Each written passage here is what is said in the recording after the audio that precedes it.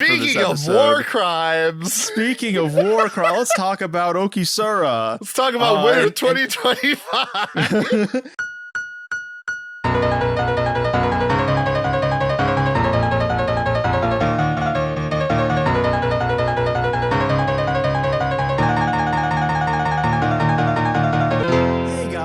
Welcome to your favorite sex tip podcast, where we're going to be talking about sex positive top 10 tips. Top 10 tips to improve your weeaboo sex life. I'm your host, Psyotic, and as always, I'm joined by my co-host, Moomy, because fuck it, this is now the podcast intro. Sure. Just straight into it. Just go straight into it. I don't know. Do we have anything else we want to talk about for like Patreon? I already talked about my broken finger.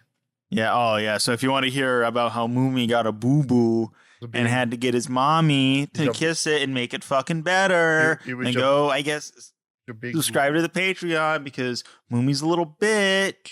Listen, all right. You get a Hello Kitty Band-Aid on that shit at least? It was a big boo-boo, okay. What a big boo-boo. It's like a kid that's like bleeding out in front of me. Oh, you could do like I'm talking to like a dog. Boo-boo. It's like not even conscious.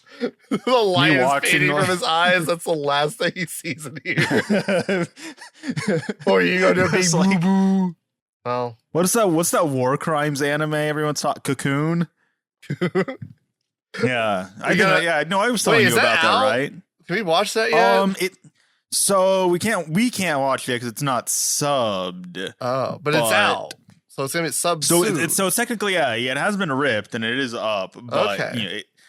I mean, hopefully it'll get like an official release at some point. But there's nothing. It's gonna kick it old school where we're gonna get fan subs before an official release for once. Yeah. Last time, I mean, I guess the last time that happened, I think it was Girls Band Cry, but I mean, yeah. Well, it's also because it was a TV special, so it just aired on TV, and then someone like DVR'd it, and then just uploaded that online. I don't see TV rips much anymore. Like, no, unless it's like something like a Ishizuka Reviewers, where it's like it's censored and it's uncensored on this channel. Like, not generally a lot of TV rips. They're just like streaming.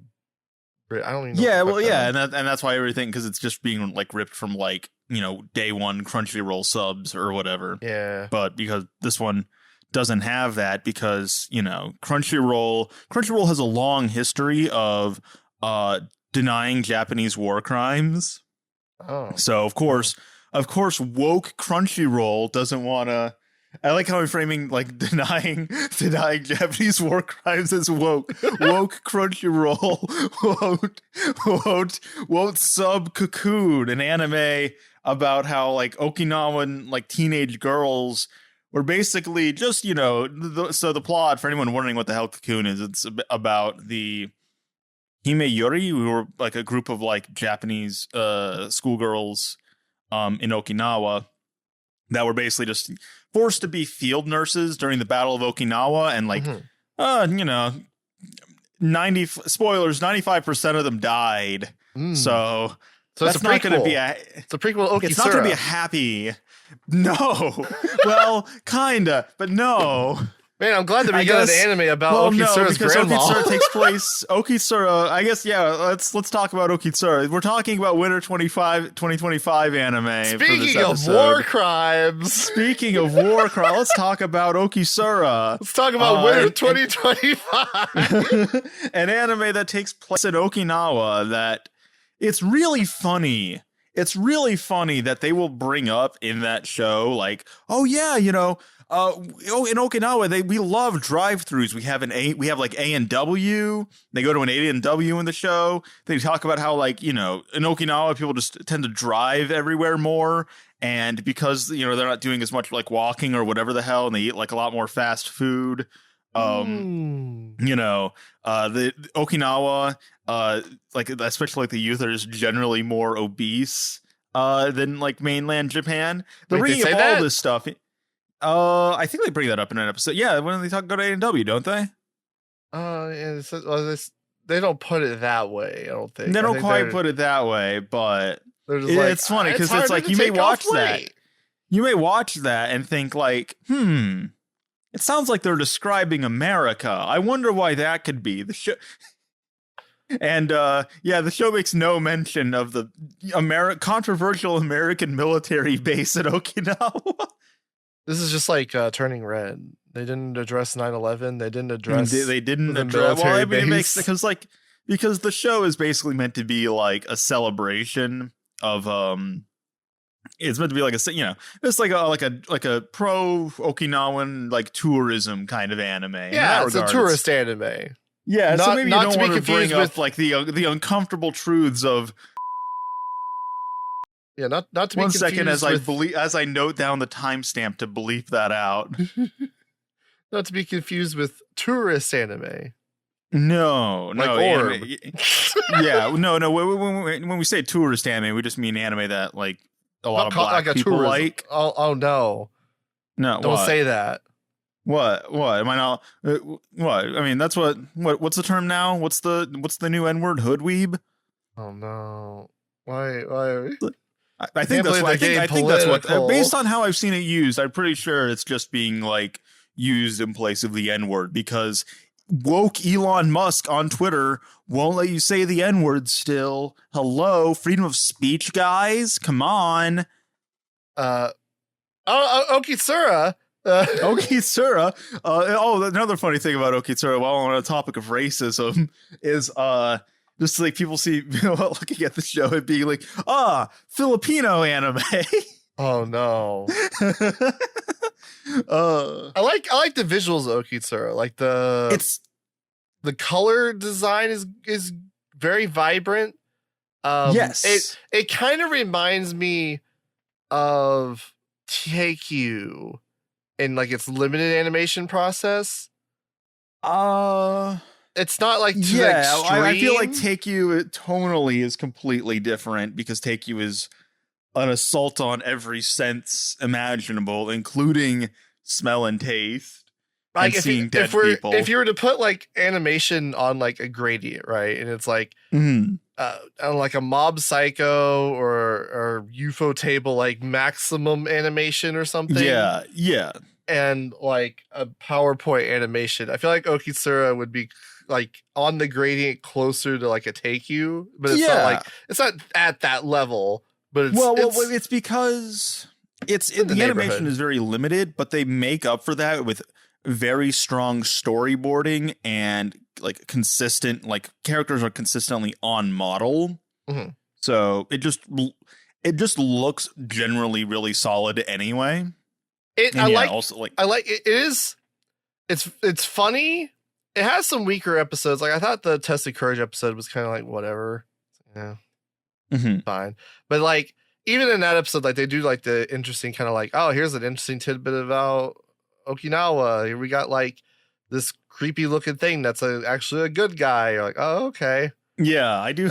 I do like the what we'll call Okinawan lore and how. I mean, sometimes it's just absurd where it's like in Okinawa, people are just totally comfortable just walking around in the rain without an umbrella.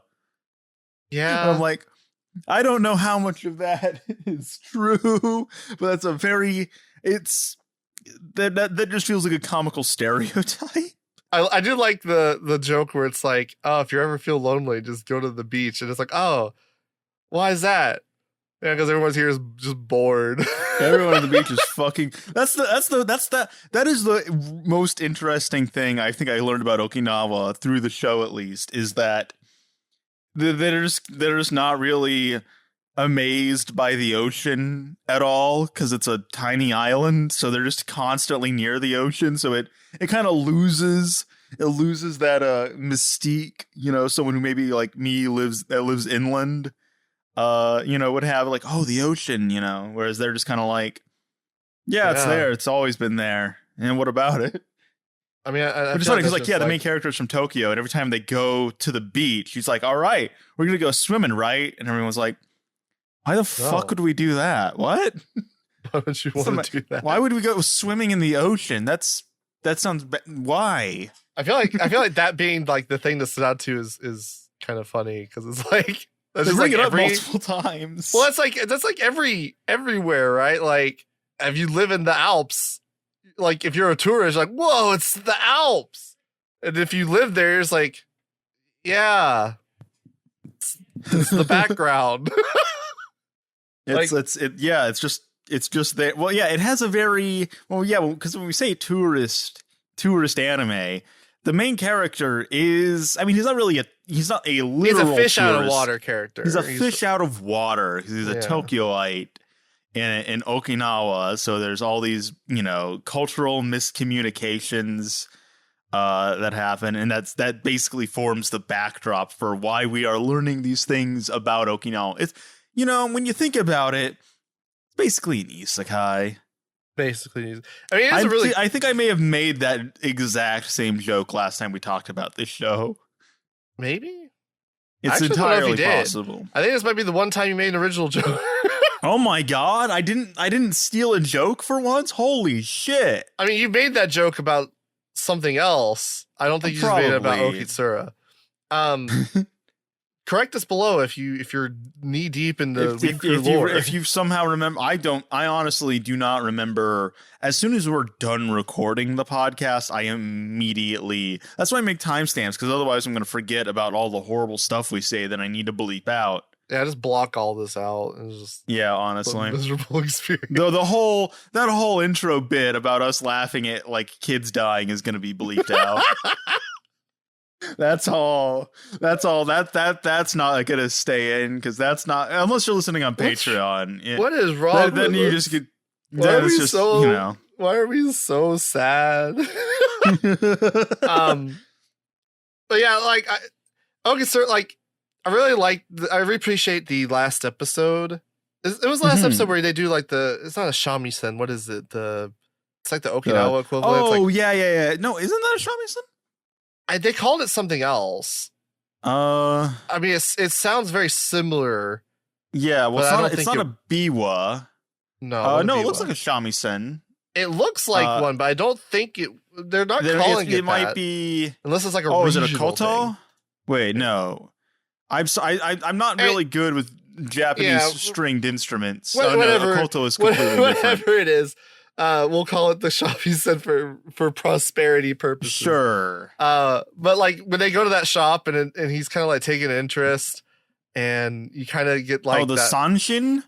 The shan, yes, that's what it was. The sanshin. Yeah. Sanshin, right?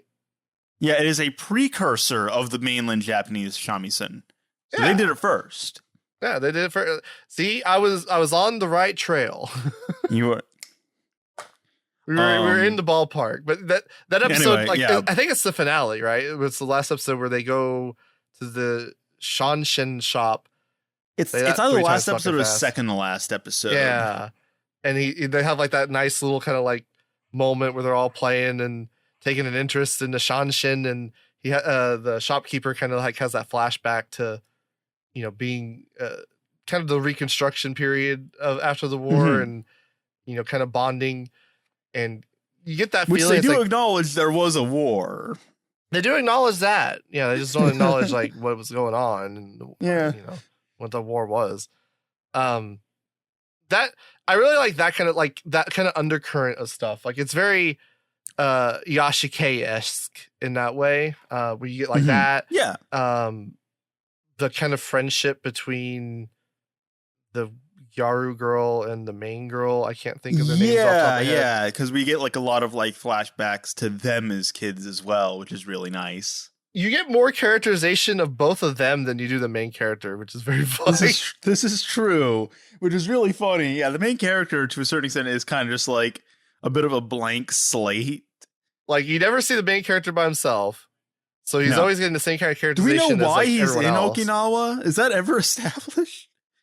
I mean, they moved there, but like other than that, not real. I mean, they might have, but we just forgot, because I feel like maybe that could have been squeezed in there when he's like it meets. It does not come up all that much. It doesn't really matter. No, the main guy doesn't matter. Just in Okinawa. The worst part about the main guy is there's like a point where it was like episode 11 where it ends on a cliffhanger. You're like, oh, you're ruining the pure friendship. Why are you adding stakes? I don't need this drama in my Okitsura. Because there is that love triangle element, which does not come up a ton. It mostly just kind of like flavors the character interactions. It's never really much of a big driving point of any. There isn't really much of drama in the show up until like the very end. They kind of dangle in front of you, and then it's like, we're not that kind of show. It's fine. It's fine. Let's learn more fun facts about Okinawa. It was a cute show. I feel like it was a well constructed like tour. Like there are a lot of these kind of shows where it's just most recently there was one for like Hokkaido, where it's like Hokkaido gals. Yeah. I always think of the one in Nagoya. Was it the earthquake one that we watched? There was an earthquake one. That's not what I'm thinking of. The one in Nagoya. There's so many of them. It's like the blonde cat-eared girl with like the fish, because those are big in Nagoya. It's like a short, I think. I always think of like that one. Yeah, you've lost. I have no idea what the fuck you're talking about. I don't think I've seen that one. But I always think of like ones like that. And right. They're generally there's a couple that are like that. I literally just had like some weird like flashback to one that was exactly like that. That was a TV short, and it was literally just like, "Hey, come visit this city because we got this," and it was very underwhelming. And you're just like, "This is not entertaining." This is literally just like a pamphlet you handed me. Well, a lot of those are like sponsored by like prefectural, like wasn't the case with Zombieland Saga? Like wasn't that sponsored like at least in part by the Saga prefectural government? I don't know. Do you think Shonen Bako Sozoku was? No. I get Shonen's not a prefecture though, is it? It's just like an area. Yeah. I don't know, maybe. Hold on, let me look this up real quick. Where the hell Shonan? Like Tampa Bay. That's like, it's not like an actual city, it's just like an area. Literally it's a region along the Sagami Bay in Kanagawa Prefecture. It's just like kind of just like, oh, it's the sunshiny place. Sunshiny place. Sunshine. Sunflower. I don't feel like Okitsura was either of our favorites, though. No. I don't even know if it's in my top 5, but it's still a good show. I would still overall. We're gonna do the Siskel and Ebert thumbs up, thumbs down. I give it a thumbs up. I don't know. I don't like the thing I don't like about thumbs up and thumbs down is it's too limited. I give this a thumbs up. I give Medalist a thumbs up. Mm-hmm. That's all that matters, Moomy. I guess. I guess. Nobody cares about your scores. That's what like makes the limitation fun, though. Is now it's like, well, you don't even get a middle option. It's yes or no, bitch. You got to pick one. Gun to your head right now. I'm gonna fucking kill you if you do not give this a thumbs up or thumbs down. I gave it a thumbs up. Okay, good. You get to live another day. What else are we talking about? Why would I give this a thumbs down? I don't know. Well, because like because there can be like things I like. There will be things on here that like I like that this season, but I don't know if I would necessarily like recommend it like other people, especially because the season's over. It's not like you got to go out of your way to watch it. And even if I like something, it doesn't necessarily mean I'm going to be like, yeah, this is definitely something that is worth like going back and checking out. Still, I like the Salaryman Headhunter Isekai. Yeah. I guess that'll be our transition. Why not? So that's a situation where it's like, yeah, that was a show I think I overall enjoyed. I really liked I had higher hopes for it like early on. Yeah. Because like conceptually it's interesting. It's like, oh, we're gonna bring in this fucking salary man that's just really good at kind of negotiating deals with overseas clients. And so have him negotiate like wartime treaties and shit amongst like ogres and minotaurs. Yeah, so the plot of the show is basically this like salaryman middle manager guy who is like none of his bosses really appreciate him, even though they assign him to like all the like he's constantly like moving like internationally, like doing all this work, like these like warehouses and stuff, and he's shown to be very, very good at his job, but the higher ups just don't appreciate his work. I forget, does he die or is he just summoned? He's just summoned. He didn't die. He's just summoned. So the demon lord of this fantasy world like summons him, and he's like, join me, I actually see your talent and skills. And he makes him like one of like the demon generals. We'll give you benefits and holidays. He's like, damn, that's better than what I was getting before. It's like, God, you will get work-life balance. Man, so don't watch the show. Bad. Don't watch this show if you're a Frieren fan and are easily offended by anime where demons are not the bad guys. His main love interest is just a demon. Yeah. That was my main interest in the show. Is the fucking main girl is like a hot tsundere, like salamander babe. See, I thought I was gonna go with like the harem route. A little bit. You do get that vibe, but it's or like women. So I'm like, oh, yeah, they're gonna go the harem route. And they're all gonna have, but I guess you can kind of say that they do, but not really. I mean, even in like a lot of harem shows, you do still have like your main bottom bitch, you know? Right. Like there's the main girl, but like, yeah, there isn't really much of a romantic component besides like him and Uramandra. Is that her name? Umandra. Omandra. I don't know. The hot salamander lady. The Inferno assailant. Yeah. But yeah, I kept waiting for the demon lord to like take off their helmet and be like a little girl in a suit. I was very much expecting the demon lord, because the demon lord is like just like clad in this like dark like armor. They look like what do we say that they looked like? Like what mecha? Mazinger or Grendizer or something. Yeah, they have like 70s mecha energy with their design. But I was honestly expecting them to take off their like it's just like a big suit, and it's like the demon lord is actually just like a lolly inside. Yeah, something like that. I mean, maybe that reveal happens later in like the light novels, but it doesn't come up in the show, unfortunately. I would watch this season 2 if only because I need to know that. But I mean, I had fun with the show. I don't know if it's one I would watch season 2 of, and I don't know if it's one I would really recommend to people. It doesn't necessarily actualize its concept. Yeah, it doesn't go anywhere. Like it's fun, and as an idea, it's fun. In its execution, it's just like.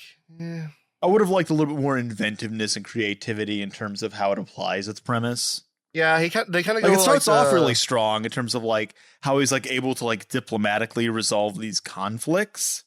And that maintains like, yeah, that's still like it's not like they just drop it. It is like a through line through the show. It's less prominent, and they also start kind of leaning more toward him becoming like a Chuny character.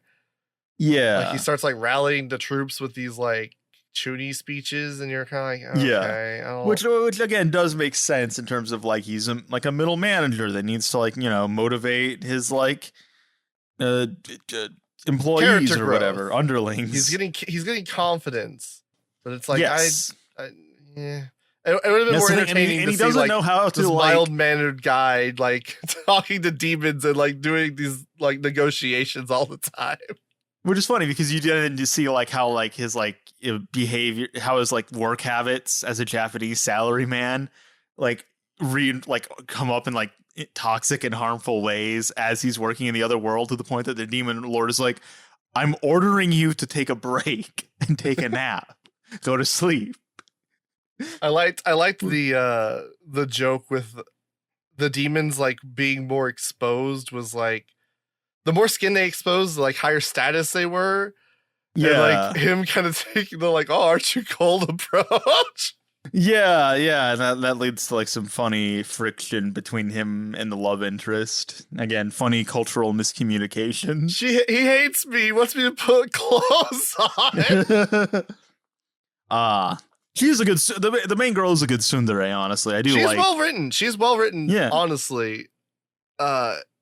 Unfortunately, the guy is a dense asshole who just cannot fucking prick. Why can't you fucking pick up on this? What's wrong with you? She's unfortunately probably the only really well-written part of the show. Not that it's like poorly written. It's just like unremarkable generally. She's definitely like the favorite character. Oh, yeah. I mean, she's in the ED. Like, she's the only character in the ED. Yeah. So Oh, yeah. Well, it's very clear who they are forgetting about the other best character, the bartender. Oh, yeah, the bar. I was thinking, like, all the city pop stuff they play in that bar, too. Like, they should have had more of that. Mm-hmm. It's funny how that's like a staple. Like, the show has like an episodic structure where the main character's like having trouble figuring out how to resolve this problem. So he goes to the bar and then the bartender says something that gives him like an episphany. Is the bartender supposed to be like a real person or is it like a figment of his imagination? I never really like I don't know because we never get like a sense of where the hell it's at. It's like in his mind in some way, but then like you'll see like people from his past, and so I was like, oh, it's just like him hallucinating, and then he sees people like who are around him then, but like they are acting like people that were in his past life kind of thing. Like Umandra shows up in like a suit, like a pantsuit kind of thing. You're like, oh yeah, so it's like in his mind, and then like the demon lord just comes in and is like not part of the hallucination. He's just like, what are you doing in here? The fuck is going on? I don't. It's like, really. It's a strange component to the show, to say the least. My favorite part was the ending is just How to Train Your Dragon, except without Toothless. True. There are a lot of good, like, I think all of the best EDs this season are from like fantasy anime, which is funny. You really like the ED that much? It's like okay. I mean, it's not my favorite. I mean, do you want to talk about the show with my favorite ED of the season? What show's that? I mean, you know what it is. I mean, as if there's any fucking contest. I don't remember. Ameku M.D? No, you fucking idiot. Bureaucrat to Villainess. What the fuck is wrong with you? Jesus Christ. Oh yeah, the Matsuke Samba. They translate that really weird. I'm pretty sure they're just saying Mexican samba. Yeah, I don't know. But they translate it as Metsukan. Matsu. Like the weird like what is it? Home. What is it called? Fuck. What is it called when it's just like the word, but it's like sounded out, but it's not the actual word?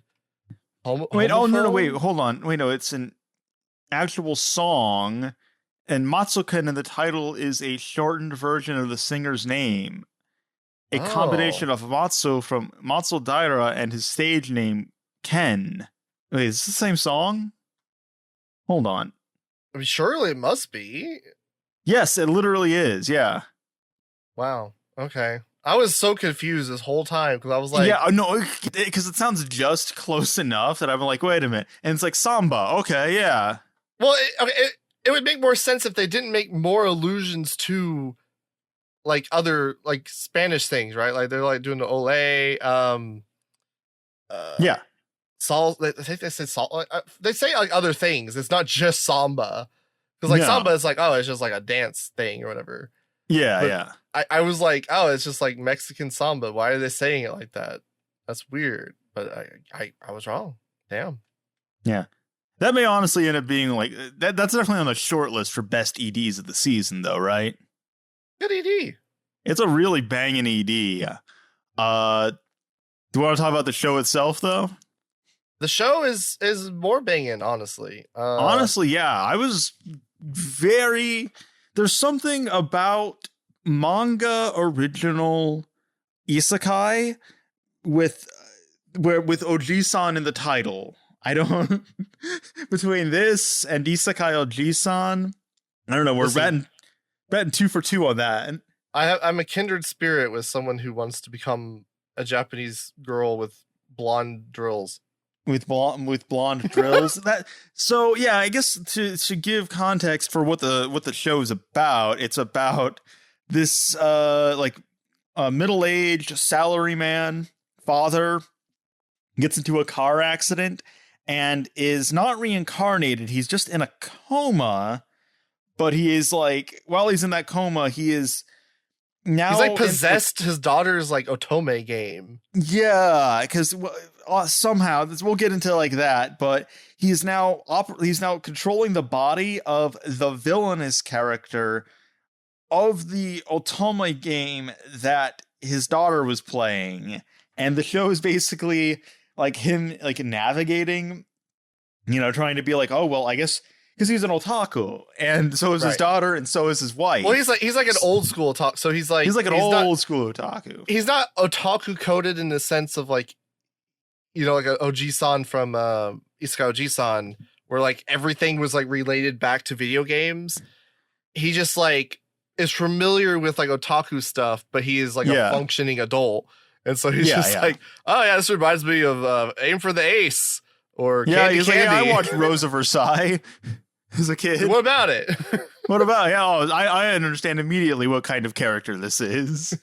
And it's him basically trying to operate as the Villainess, but at the same time, he's failing.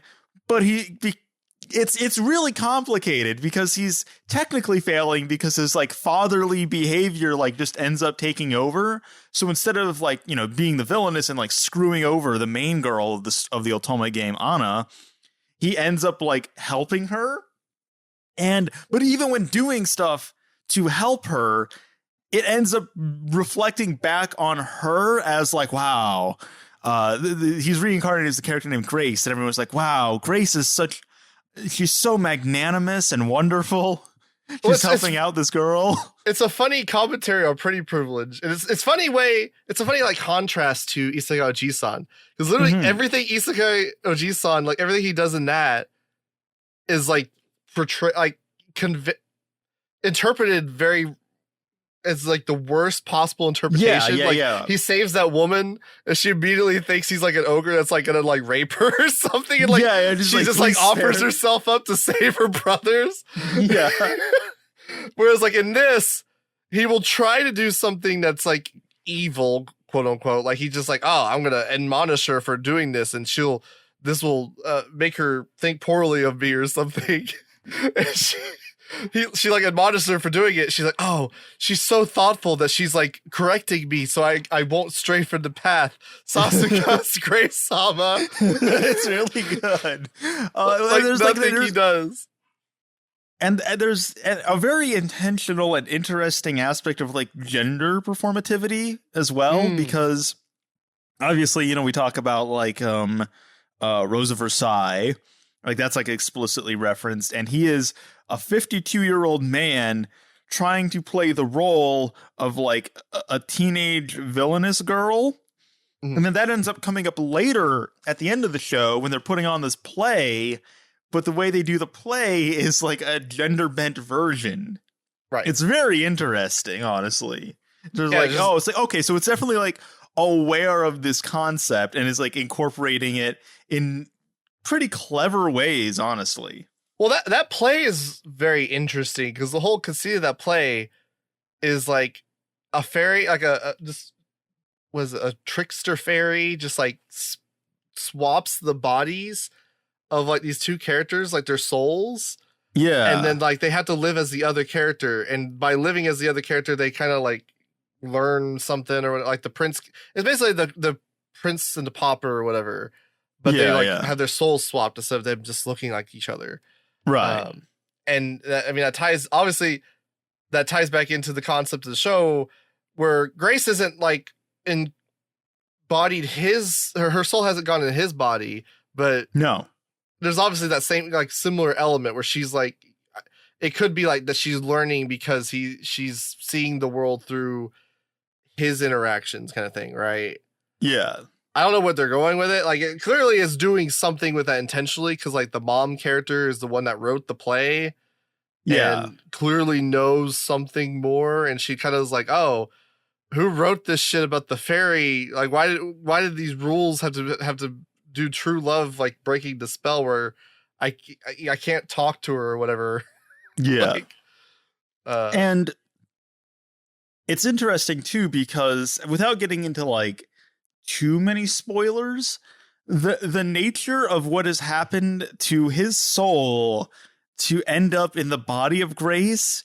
It's not necessarily something that is like completely revealed in this first season, but you do get like interesting information as the show progresses that it's like, okay, this is really weird now, where it's like Isekai Oji-san was them watching TV, right? That's basically like the idea. Right.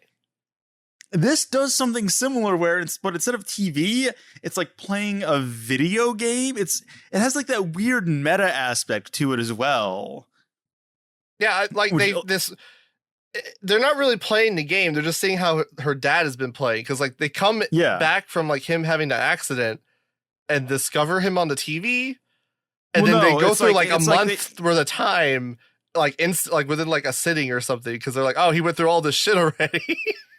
Yeah.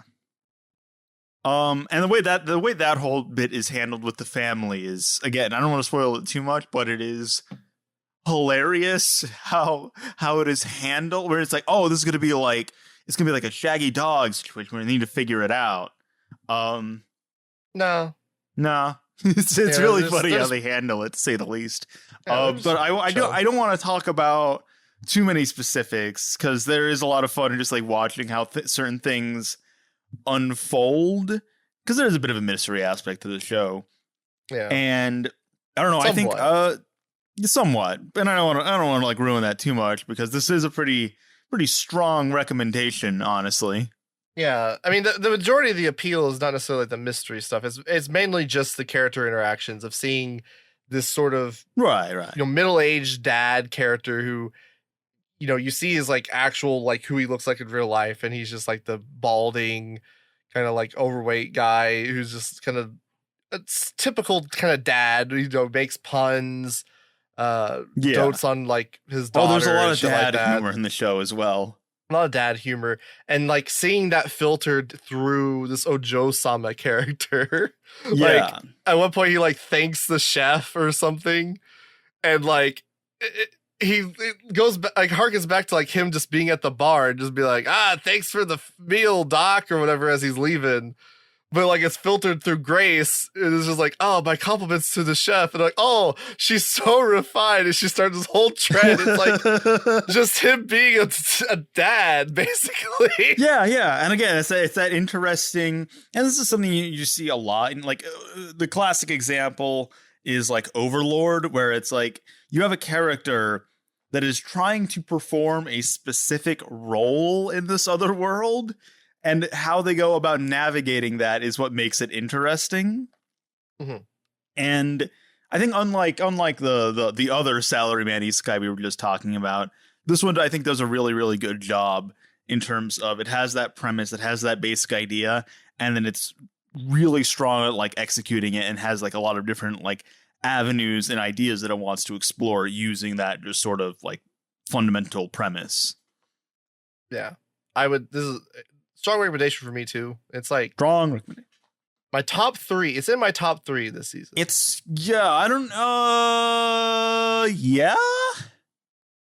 think it is in my top. It's definitely in my top 5, to say the least. Oh yeah. My top an interesting thing that snuck into my top 5, which is very unfortunate, because I did not that I didn't want it to be in my top 5, but like it's more the fact that something fell out of my top 5 was Aquarion stuck in my top 5. Oh my god! You actually finished? I still need to finish that. Yeah, I take it that it ending up in your top 5, it ends pretty strong. I think you'll like the ending. Okay, I mean it's not like it's not like it didn't stand up as being like some great bastion of anything, right? Like, so there actually is no way. It's a new Aquarion anime, and it's fucking confusing, to say the least. Which is why that's like my hesitation, is because it has all these things going on, all this like lore and like all these like sci-fi aspects and stuff, and the characters are there, but I don't quite understand what they're doing or why they're doing these things. Well, it's interesting because it almost harkens back to a lot of like the early 2000s shows, like Knowing Your Other Self or Fantastic Children, I mean, Aquarion is an early 2000s show. Yeah, that's what I'm saying. I don't know how involved Kawamori is on it. But it being like it is fitting because it is Aquarion was originally an early 2000s show. I don't know how much overlap there is with this and Aquarion as far as based on the only person, by the way, that we know that has seen just one season of Aquarion. The first one is John Mercury Falcon, and based on what he's told us and what he's gathered, because he didn't watch the new Aquarion show with us, but just based on us talking, it doesn't seem like they're at all related. All that basic like concepts, I guess, but it's not. You don't need to watch the 3 prior seasons of Aquarion in order to watch this. Not that we know of. As far as we could, I take it that, I mean, it ending up in your top 5. It works well enough on its own. It did for me. I mean, but granted, I'm like, I don't know. One, I don't know who this really appeals to, because I don't know if this appealing to people who like Aquarion, because I don't. It's a vastly different art style and aesthetic from the original Aquarion as well, which. Honestly, I think is the best part of the show. Is it's really strong visually. Honestly, I love the character designs. I love the overall look of the show. It got kind of stronger too. Like there are some really good animation moments. I want to say like episode 8 or 9. They start doing some really strong character animation. Oh, okay. There is. They do more of this the CGI because there's kind of like it. It's kind of unclear what it is without going into spoilers. It's kind of like a parallel-ish world or like the past or something. It's a thing. It's a thing. But so it juxtaposes like their kind of like 2D Jet Set Radio future look with like this PS3, Xbox 360 CGI look. It looks really fun. You just watch the first episode and you'll see the ED, and that's what it is. Yeah, I guess like I can't get into spoilers, but I feel like it works for me. Thinking of it in those kind of terms of like annoying or like Fantastic Children, where it's like it tackles this kind of interesting concept of like causality predetermining like events, where it's like and like emotions, and like every character is like lacking something, but then they all come together to like emotions like almost transcending like dimensions and stuff like that. It deals with these heady concepts, but it's not really like I don't know how familiar it is. It's not like it's getting really deep. It brings up some like hard sci-fi concepts and just completely misapplies them in ways that is very funny to watch if you are, I don't know, I'm not really even that familiar. I just watch like SciShow and PBS Space Time, even that I hear those things and I'm like, it's not what that is. It's not what that doesn't make any fucking sense. It works as an aesthetic for me. Like, yeah, well, it's like bringing up Schrodinger's cat. You don't need it's to it's not quite on that level, but but you know, with like Schrodinger's cat, it's like the way it's employed in like every visual novel ever seemingly is, you know, it doesn't really have anything to do with the original thought experiment of Schrodinger's cat. It's just kind of used in it's left the target audience, as they say on Twitter. The ending kind of gives I want to say like Eureka 7 or Gurren Lagann vibes, shades.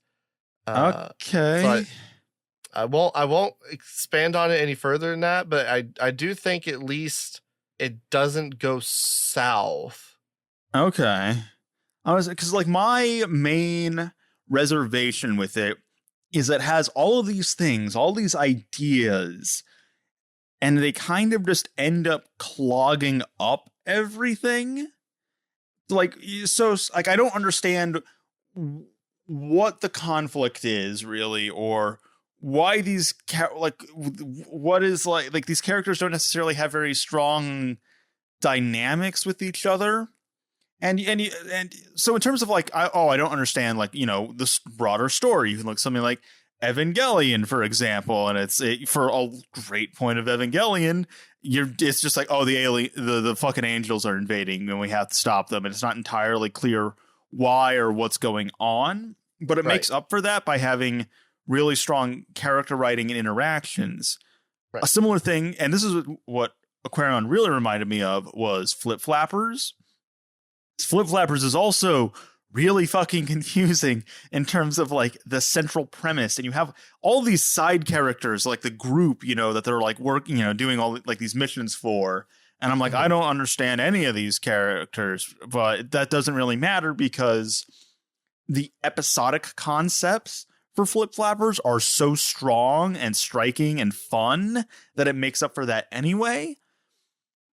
Aquarion doesn't really have like fun, interesting fight concepts, really. Everything is kind of the same. You don't have a dance like you want to win or anything like that. And the way the characters are like, they're kind of a group of friends, but they all seem like assholes who hate each other. That's like my like main like hang up and reservation with the show is like, I don't know what I am supposed to care about.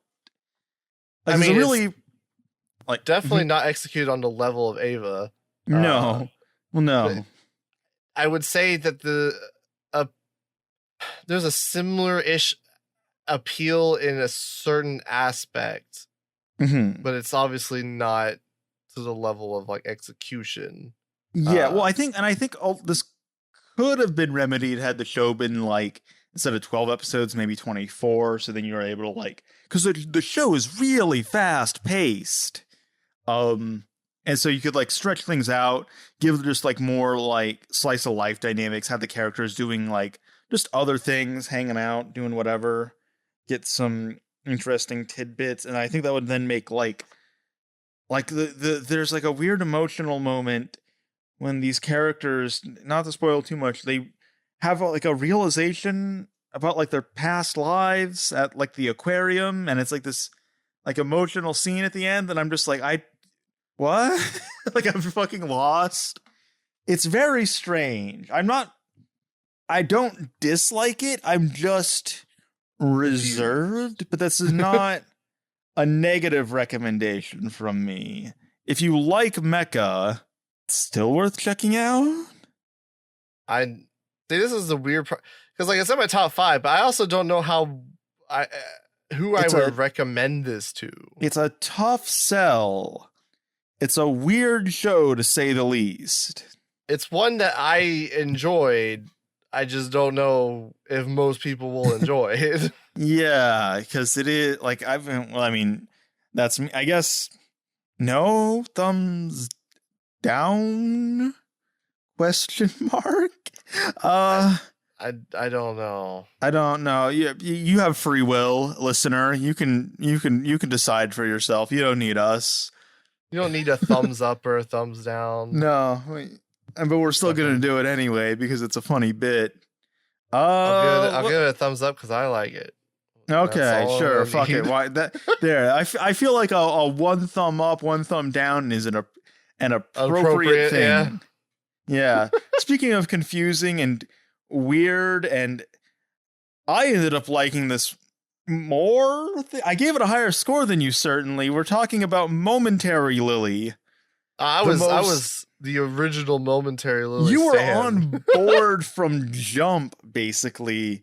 Yeah. Whereas, so for context, Momentary Lily is the latest anime by Studio Gohan's, infamously known for anime that challenge both aesthetic conventions and also makes me very nauseous, like Handshakers and the sequel to Handshakers called W's.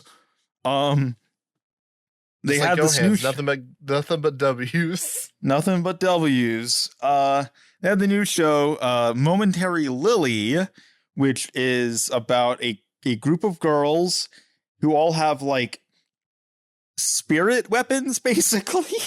They all have these like special weapons that they use to fight these alien robots that have invaded Earth and like wiped out most of humanity. And it's them just dicking around and cooking. There's no other way to say it. You had a whole pool episode. It's the smartest. it might be the smartest show of the season, honestly. I feel like I just got constantly outplayed watching the show because, for context, we watched episode 1 and we're like, wow, that was fucking nauseating. Jesus Christ. By the way, best opening of the season by far. I'm torn between this one and Zenshuu. That's fair. I do like Bandmate a lot. Like I've been enjoying their stuff. I liked them with Grendizer U, liked them on Zenshuu. But this is a good OP. This is a really good OP. Oh yeah, it's a banger opening. The first episode is a lot of action, which makes me feel like I'm gonna throw up. I don't know how. Sorry, that's just the feeling it elicits from me. I have a weak stomach, I guess. There's a lot of fluidity with the character animation, and there's a lot of utilization. Lots of hair that kind of looks like spaghetti. Yeah, there's just a lot of movement going on, and which is a Gohan's staple. Yeah, constant motion. And episode 2 comes around. We watch episode 2, and without saying too much, we get the impression that episode 2, okay, this show is gonna get really fucking edgy going forward. It's gonna be really edgy, really grimdark, Madoka, whatever the hell you want to call it. And then it never does that again. No, yeah. It's kind of genius, honestly, because it operates as, I would say, a hook, because I'm like, now it's like I'm morbidly curious. I'm like, I want to see where this goes. And then it doesn't do that, but I'm still like expecting it to at any moment for a good portion of the show still. So I still like kind of like on the edge of my seat being like, all right, they're doing some silly cooking slice of life stuff. When's it? Well, I explicitly remember, like, I think it was episode 7, they do the pool thing. Yeah. And then, like, they had the preview where, like, showed it was going to be, like, a serious battle. You're like, oh, nope, yeah, this is what's going to happen. They're going to die. They're all going to die. They're building it up. They're all going to die or whatever. And then it was just like, nope. It actively, it's what we say subverts your expectations, but in a way that feels just silly. It's really funny because it is like the show is like it sets up these stakes and then just is like, nah, fuck it, no, we're low stakes, nothing, fuck you. I'm like, if Monica subverted your expectations and made things darker, and something like Osamu ranking subverted your expectations and made things nicer, this subverts your expectations just to be like, you fucking idiot. Oh, yeah, why you fell for that? Here's your fell for it award. You know what, Gullible's written on the ceiling. and it's something that, you know, starting off I was like, oh no, oh god, fucking here we go, hands again, because like the animation and stuff. But I think like visually speaking, this is like the strongest Gohan's has been, because they don't do like the constant hyper detail maximalist look. Instead, they have like these cooking segments, for example, where the character designs become much more simplified, and it becomes just a lot more like expressionist and just visually varied in a way that prior Gohan's anime haven't really been. And I think that's a really strong step in the right direction, honestly. Capellion, I think, worked all right. I haven't seen Capellion. I mean, it's not as extreme as some like Gohan's or something. Actually, that you mean that was kind of when, right?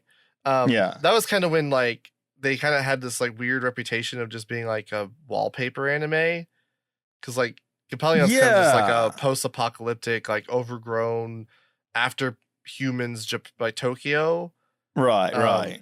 Which is the same as like, this. It's just schoolgirls walking around in school uniforms with like, no, I mean like After Humans, as in like the show where it like shows like the trees overgrowing on the skyscrapers and stuff. That's literally just what this is. But like all the backgrounds are like, there's no CGI from what I remember in the backgrounds. Like it's just kind of like drawn, a lot of filters, a lot of weird colors. But it wasn't like weird. There wasn't a lot of weird 3-dimensional movements in this. What the hell was that? Oh, that was my phone. Man, Capellion looked good, like background wise. Animation was a bit weirdly enough. The animation in that one was a bit stilted compared to like what they do now. And then I feel like it was with handshakers that they like became Go Hands. Well, it's interesting because I always describe Go Hands now as Kyoto Animation in Osaka, basically, because they are a studio that, much like Kyoto Animation, handles much of, if not all of their animation work in-house. So everything from like, storyboards, layouts, key animation, up through in-betweens, all that stuff is done in-house. And they're able to do that because, Gohan's anime, regardless of what you say about like the visual style of it, does have really impressive animation in it. And they're able to do that because they basically just soak up the local like talent in Osaka by recruiting directly from like universities in the area. So they have like a very strong like work culture pipeline in that regard.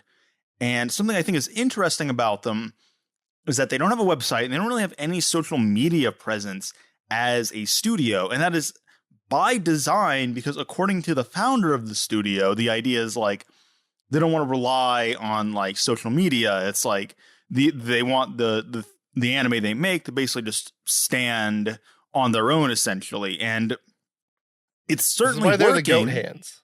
Well, it works because like when you see a Go Hands anime, you sure as hell know it's a Go Hands anime. Like, it's not like unambiguous.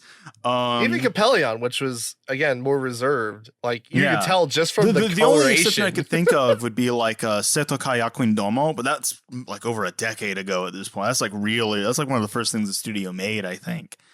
Gohan's deep cut. So they're a very interesting studio, and certainly just like following them and their output, love it or hate it, they are interesting. Certainly, they do get you talking. We certainly spent a lot of time discussing this show. It's Momentary Lily, unironically, is one of the most interesting shows of the season, hands down. Like there is like a lot of stuff, whether you like it or not. There is stuff to talk about, certainly, and I ended up being pleasantly surprised by the end because it's a situation where I felt like it's like, oh, I owe you an apology. I wasn't familiar with your game. Where by the time we got to like that pool episode and after that, it became very clear to me like, oh, I understand this now, and it's fucking tricked me, and it worked. So I feel obligated to respect it on those grounds. There are so many good moments. Like the fucking One-san character, like no, you could tell like just doing the fucking Terminator run. Erika, yeah, well, you could tell that like she is like the staff's like favorite character by far. Yeah. Oh, like she has so much like stuff dedicated to her specifically as a character. It's great. There's like too much overlap with like the gamer character and the bookworm character. Yeah, like, I did kind of feel that. The only real distinction is like one just makes epic gamer references and the other says guilty instead of honed or something. But yeah, at the very least, I would recommend watching the pool episode to everyone here because I think the pool episode is the perfect distillation of what the show ultimately is. Which just remind everybody this is a degenerate podcast. Of course. Well, because the pool episode, it really is just like this mask off moment where the impetus and the rationale for why they're filming these like sexy videos at the pool is so flimsy. It honestly feels like something out of like an old Gainax anime with it's just like, I mean, it does make sense though. It does, but it's like so ridiculous. Machines can never be this erotic. It's like, yeah. So yeah, it's like, you're not wrong. It has that kind of energy to it. And I ended up appreciating that quite a bit by the end. It doesn't quite crack my top 5, but fuck me, it's of all the shows this season, this is the one that like rose the ranks the most by far and away. And then I ended up giving it like a 7 out of 10, and when we gave it a 5. But we're both going to recommend it. I will. This is the border. This is the boundary line for me. This is in my top 10 of the season. Mm-hmm. Give it a thumbs up. Everything that's below it is going to be a thumbs down. Well, if we want to talk about the worst show of the season, Ameku M.D, the biggest disappointment. So if Momentary Lily ended up being a pleasant surprise, Ameku M.D, which is basically just the Doctor House anime, ostensibly. To be fair to it, I don't know if it's the worst this season. It's just the worst of the ones we watched. Yeah, they're probably worse. But this is the biggest disappointment because I don't know about you. I'm a big fan of House MD. I've actually been watching it a bit with Gil these past couple weeks. So, I hear Doctor House anime and I'm like, oh shit, yeah, sure. That sounds awesome. Let's go. Dr. House is like a cute girl. I'm on board. I mean, to be fair, that could be like on us, right? For having that expectation. Maybe, yeah, but it is explicitly like riffing off of House, basically. Even like it's not. I mean, not for me, even if I don't, I mean, it's easy to compare it to House because House does it right so often. Right. So what this is, it's a detective. It's a doctor detective show. It's literally in the title. Right. So it's like medical mysteries. But the problem with the show is that it doesn't really do a whole lot of medical mysteries. It does a lot of crime. It does a lot of murder mysteries that are just straight up murder. There's no medical mystery. It's just straight up murder. It's crime. And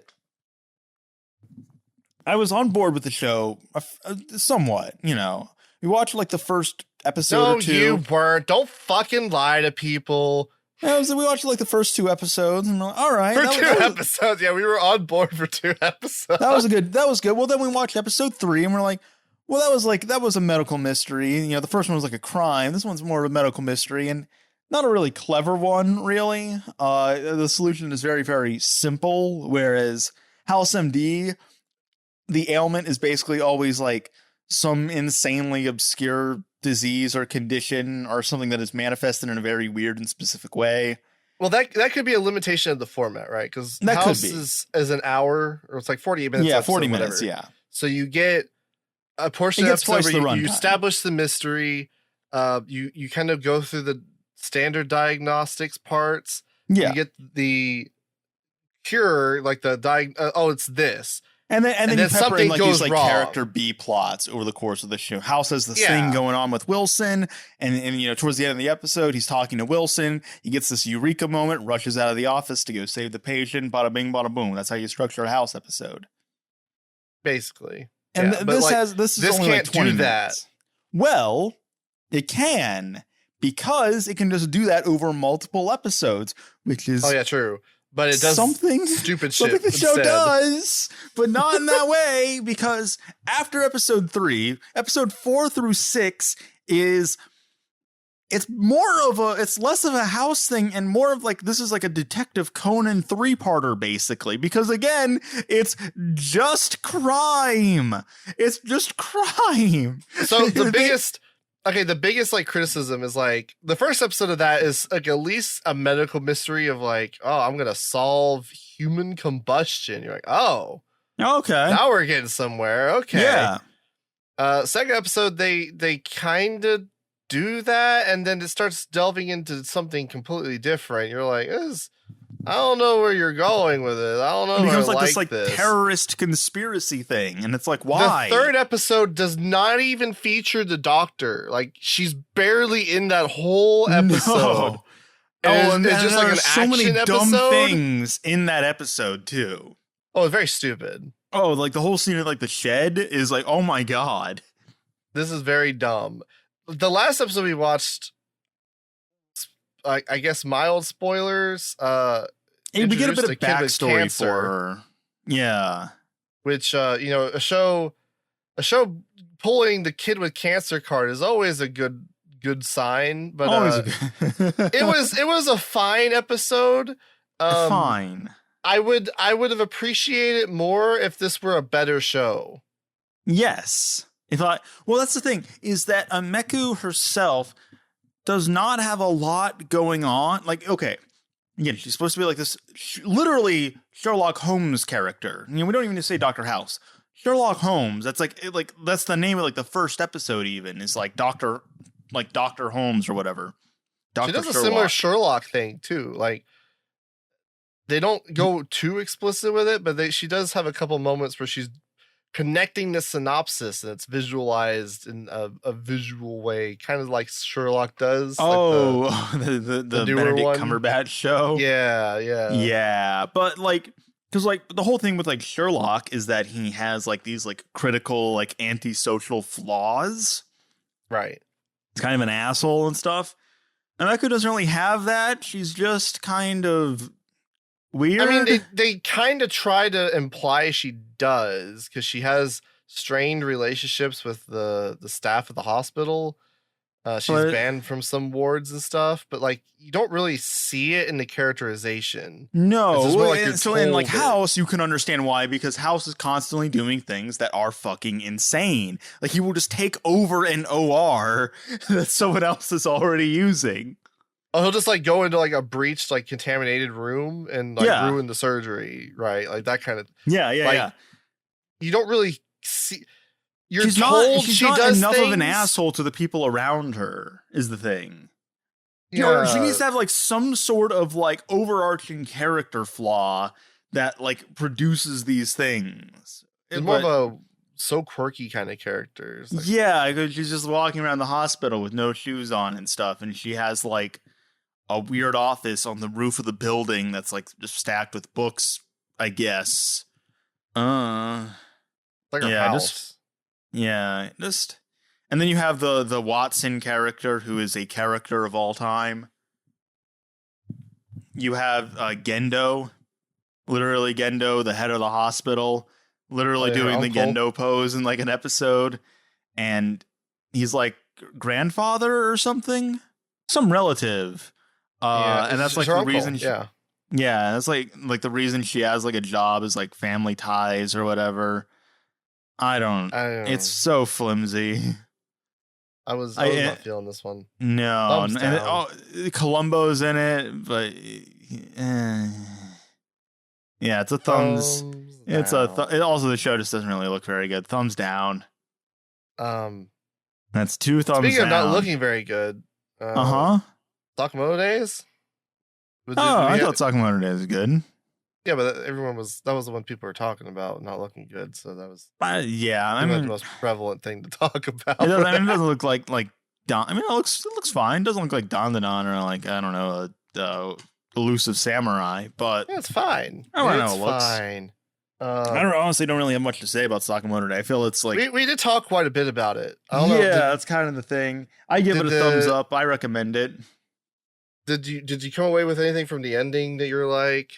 Anything more notable? I feel like it's not a show that's like super notable, honestly. There's not a lot. No, it doesn't necessarily like, I feel like anything that I would have to say about the show, I just already said, and go listen to the preview. We basically did like a whole episode talking about it. I don't know, you can draw your own conclusions. It's from the fact that we don't have much more to say. From episode, if you want like a nice, just kind of like generally pretty chill shonen action anime to follow, you can watch Spy Family, and then you can watch this when you're done with Spy Family, and it'll be okay. It'll be it's on Netflix. It's a nice just thing to like pass the time.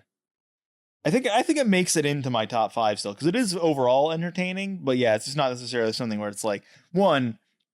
I think it's one of the most popular shows of the season, so it's like, do we even need to explain what Sakamoto Days even is at this point?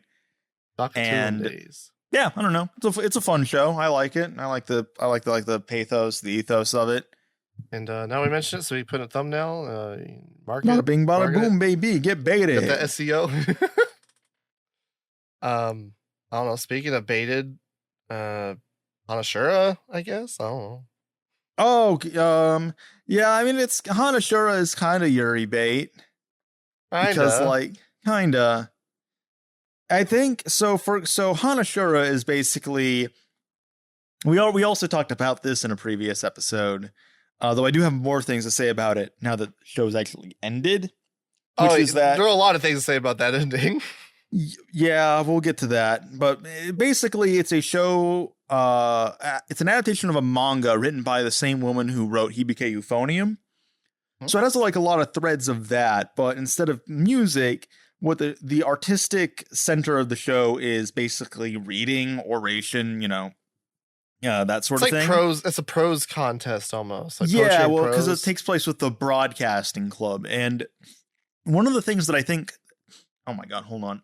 Let me clear my sinuses out. God damn. I hear if you like press like above your eyes and press the tongue to your roof of your mouth, it helps clear your sinuses. I'm not a medical professional. Don't take that advice and then blame me if you Mumi, I just poked my eyes out.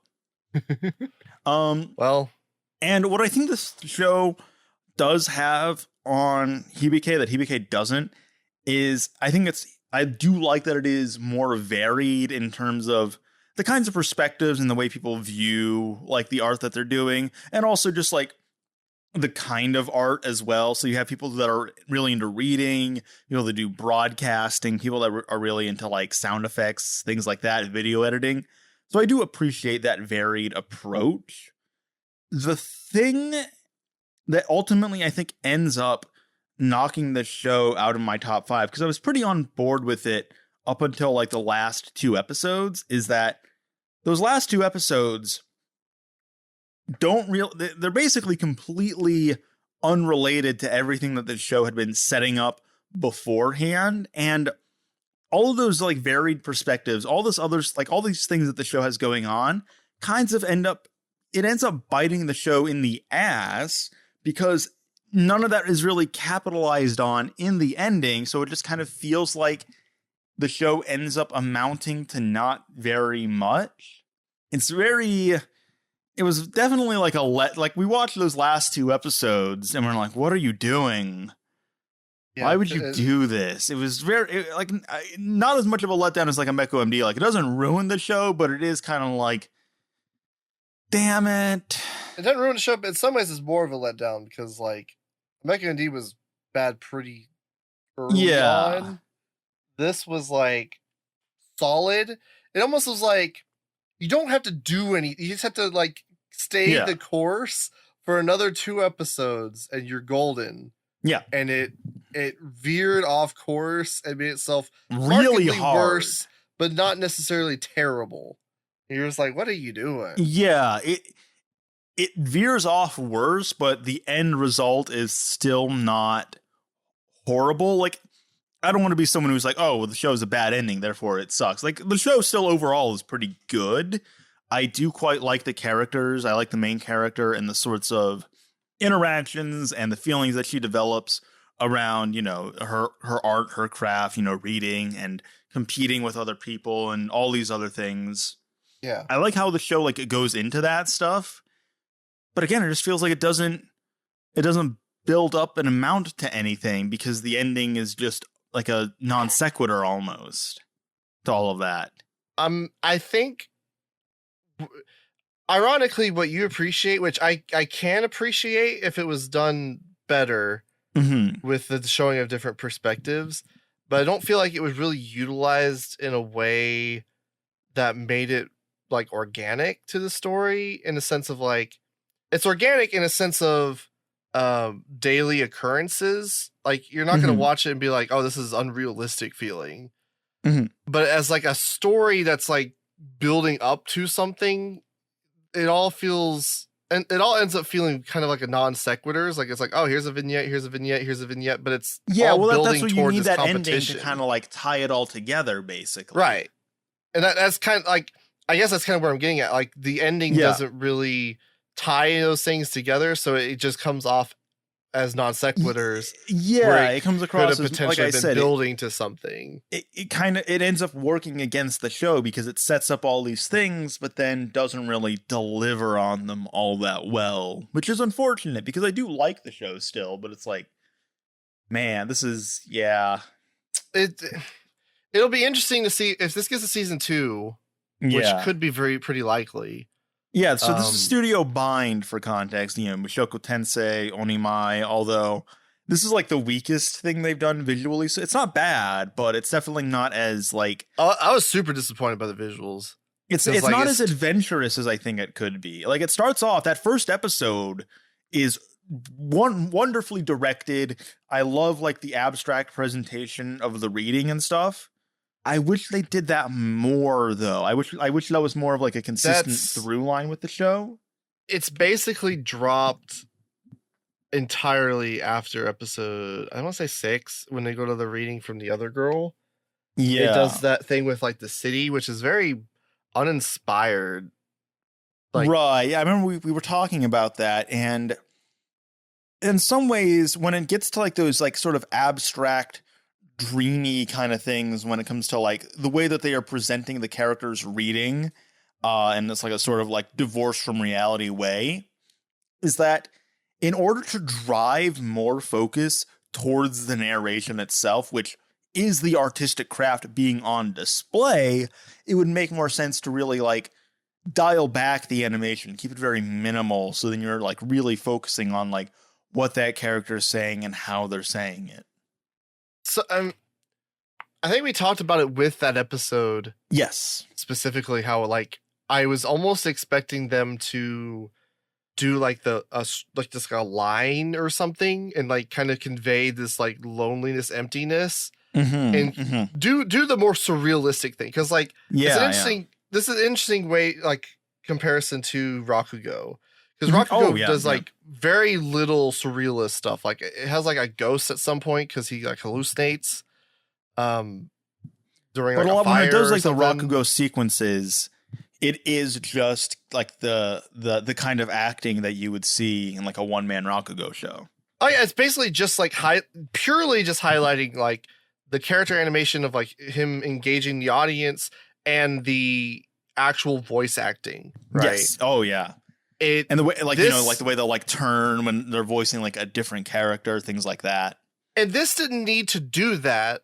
No. Like, I would be perfectly fine with it doing more kind of what it's showing with like episode 1, where it does the, surrealist visuals to kind of like immerse you into what you should be feeling listening to it. Because it can be hard, right? I understand like trying to convey, a character. Being an actor trying to convey a character like acting or reading or something can get kind of complicated.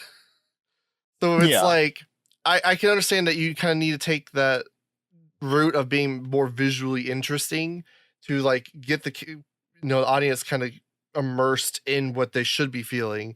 And they do it really well for a couple of them. And then it's just like, I don't care. It's just whatever. Okay, fine. And it's just, I don't know. I was disappointed by that aspect. Yeah.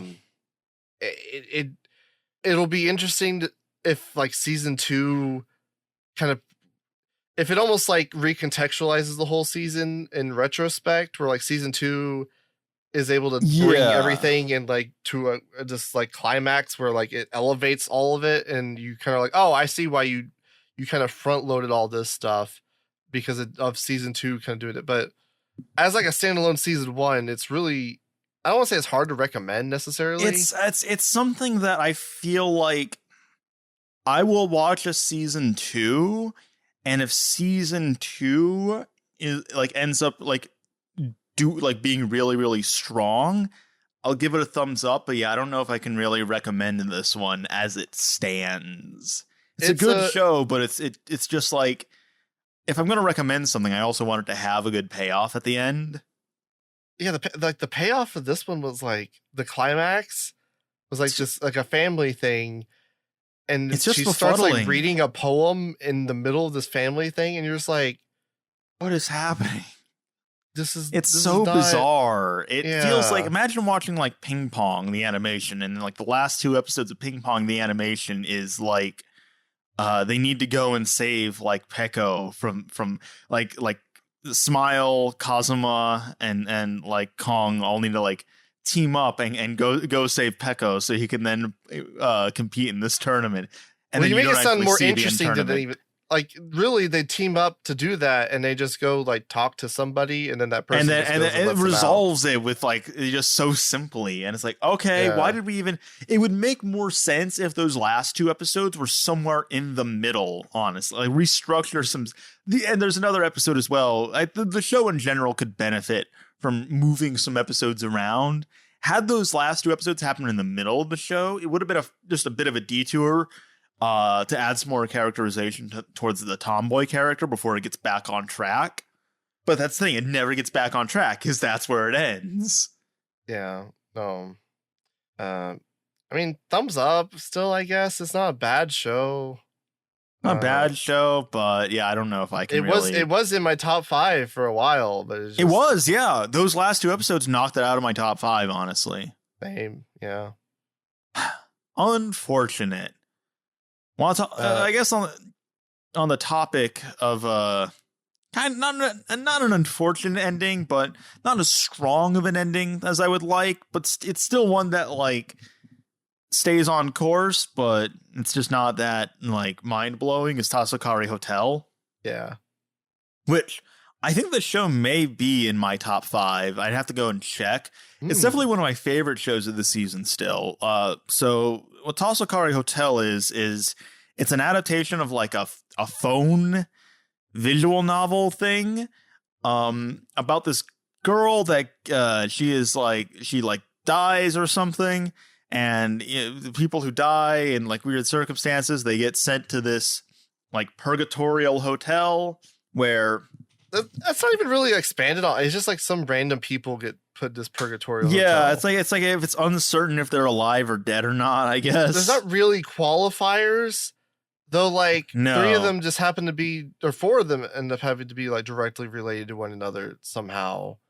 But then like none of the others are. It's just kind of like, okay. Yeah. Well, the basic idea is that, you get sent to this hotel and it's a mystery that they need to solve in terms of, who are you? Why are you here? And are you alive or dead or not? So you can either get back to the real world or you can pass on into the afterlife. And in terms of, like, this is a much better mystery show than Ameku M.D. I quite liked the like episodic mysteries of the show every episode. I think that they're very fun and easy to follow. It's a process of going through, finding these clues and then making deductions based on them. You can very transparently see like the video game logic at work in the show itself, which I think is fine, honestly. Again, I think it makes for overall mysteries that range from, oh, that was a fun kind of thing, to like, oh, that was actually kind of moving and sweet and nice. And I liked seeing that. People have been comparing it to Death Parade. That's like the most salient, like it compares. It's not a perfect comparison, but it's like the closest thing you could really compare it to. It's an interesting comparison because like my problem with Death Parade was it didn't really, it was too revealing with its mystery. So like episode 1 aired, there was this big discussion about it because it's like it wasn't really clear who was right and who was wrong. Right. Like discussions on like online, like on like A and stuff. Like people talking about the episode after it aired. Yeah.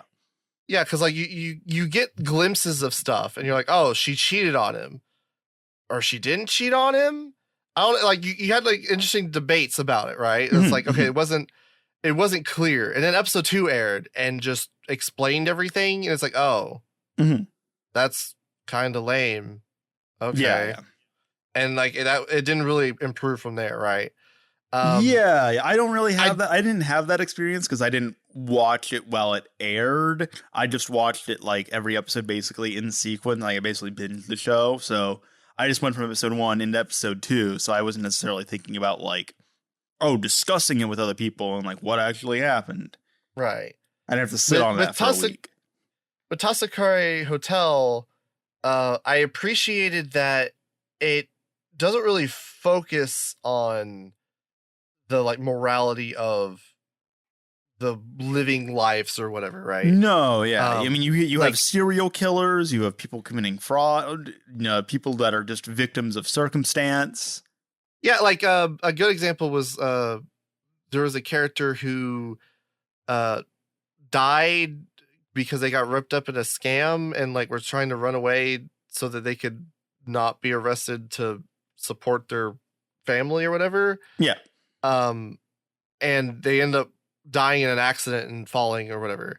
And it doesn't really like beat you over the head with the morals of like, oh, this person was bad and this person was in the wrong and this person.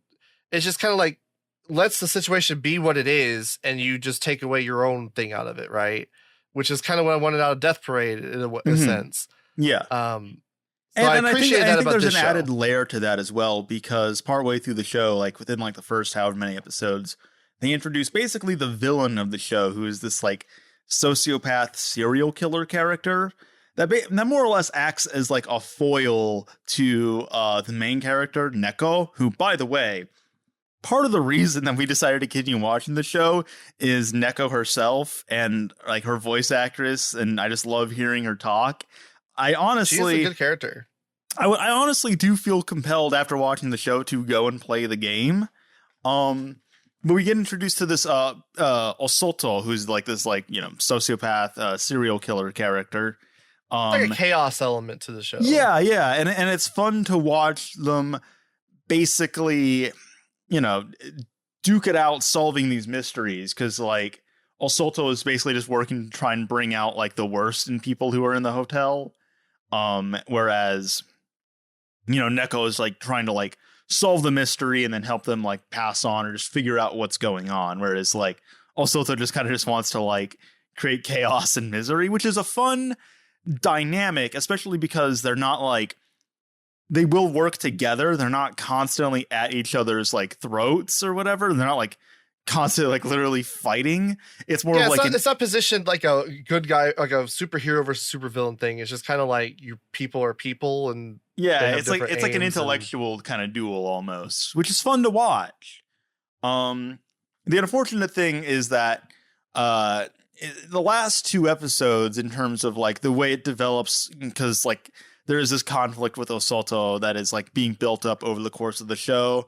And the way it ends up delivering on those last two episodes is not the most satisfying. Like, without spoiling too much, it's like a matter of like deducing like, what is Osoto's goal? What's his motive? Why is he like this? And it's very basic, honestly. Basic to the point where it's like, I wouldn't have expected it, because it's like such a simple profile of like a serial killer. And then past that, into like the final episode, it's just, I don't know, it just gets very like silly, and it's kind of like, oh, this is like, hey, the show needs to end in a certain way, and it gets there. It's kind of a bad ending, honestly. Yeah, it goes where it needs to in terms of the ending, but the way it actually goes about getting there is not particularly clever or all that rewarding, apart from the fact that I like Neko as a character. Yeah. Do you really get like a good sense of any other characters outside of Neko and Otso, or whatever his name is? Yeah, I mean, besides like the episodic characters, you do get like, especially like the I forget her name, but the other girl that's working at the hotel, the like chef or whatever. Yeah. She has some like stuff that goes on with her. It's not a ton. I would imagine this is something that is, you know, more present in the visual novel itself.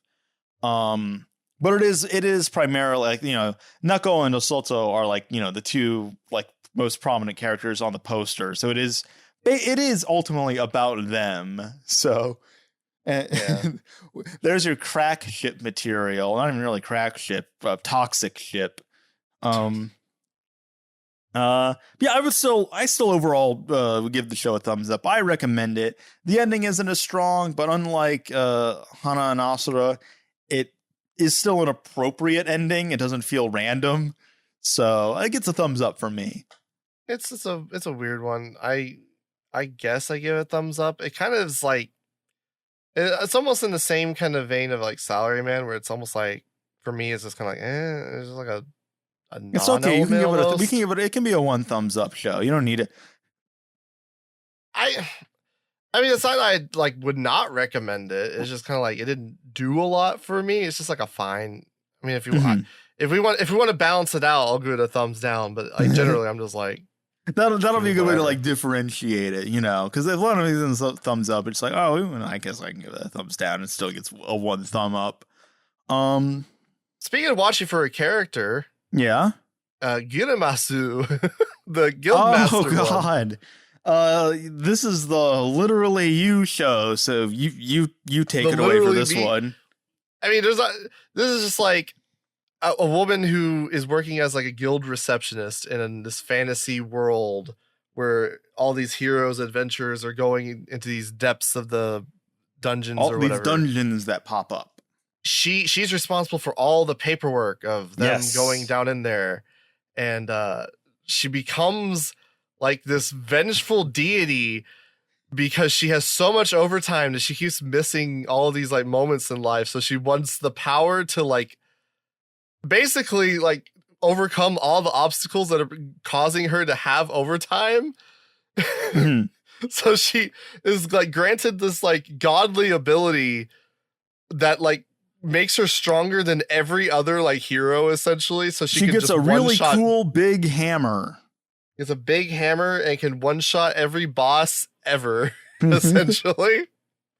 So she just goes out and fucking like anytime there's like people trying to overcome this dungeon and they stuck on the boss or whatever, she's like, fuck it, I'll go do it myself. And then and when I defeat that boss, there will be fewer people coming in for work, so there'll be less paperwork and I can clock out on time, but it never works out that way. No, unfortunate. It's a fun show. It's weird because it doesn't necessarily do a ton with that concept specifically. There's much more of like an overarching plot with this one that is only tangentially related to the fact that her wanting to just avoid overtime and go home and clock out is more so like just a motivation for her character to be involved in this broader plot that's taking place outside of her. Yeah, basically. You're basically only watching this for the main Alina, the main character. Oh yeah. Also the ED. The ED is really cute. The ED is cute. There's like hardly any other appeal. Like it's just like no. She is such a strong character, though. I did not mind watching 12 episodes. I can see why you specifically, Moomy, would resonate quite a bit and empathize with this character that just wants to stop having to deal with overtime. She's well, it's not even specifically the overtime thing, but like the fact that she's like so pissed off and like righteous about it. Oh yeah, makes it like even better. She's literally like every time they go and like defeat a boss and she's like hitting with a hammer, she's like, this is what you get for making me fucking work overtime. You destroy my fucking house. It's almost like an Agretsuko type of thing, but instead of like singing metal songs, it's beating shit with a giant hammer. Yeah, it is great. Purely for that one element, nothing else. If that sounds like it feels, if you are someone who will watch a show because it has that one girl, go check it out. Other than that, it's kind of a hard sell. I'm giving it a thumbs down, even though I like her a lot. Yeah, I can't recommend it to anybody. I can't recommend it because it's just like, there are other things going on. It's not necessarily a show worth revisiting off season, if that makes any sense. So it's a good show. You can still go check it out, but it's not going to get the Weeb crew stamp of approval recommendation from us. Can we get controversial? Can we talk 100 Girlfriends? Yes. 100 Girlfriends season 2. You won't get controversial. I'll get controversial on this one. Like, not even that controversial. I'm probably in the minority of a hot take. But yeah, I don't know if you do. I don't necessarily disagree. I understand your perspective, but for me, I don't know. I still like the show overall. I still think it's fun. I don't hate the show. Yeah, it's just it's. I guess it's worn on me, like the novels. So, 100 Girlfriends, just like a harem show. The premise is it's season 2. People know what it is. It's like it trends on Twitter every episode because every episode is absurd. For me, I liked season 1 all right. Like, it was a fun. I didn't give it like a 7 or anything. It wasn't like the best show or anything, but I had fun with it. Like it was a fun place to take the premise. It was fun and interesting and something I hadn't really seen before. And like my criticism of season 2 would be is like, I feel like I understand the structure of the show now and the way it works mechanically a lot better. And as a result, it doesn't really feel as daring or exciting, even while like the individual episode concepts are still very like absurd and wacky and fun to see. The fact that like I now understand why they're there and just how they overall fit together makes it as a like overall package just not as like mind-blowing to me. You know, I feel like I'm in a similar place. I think that's part of the novelty wearing off for me as well. Mm-hmm.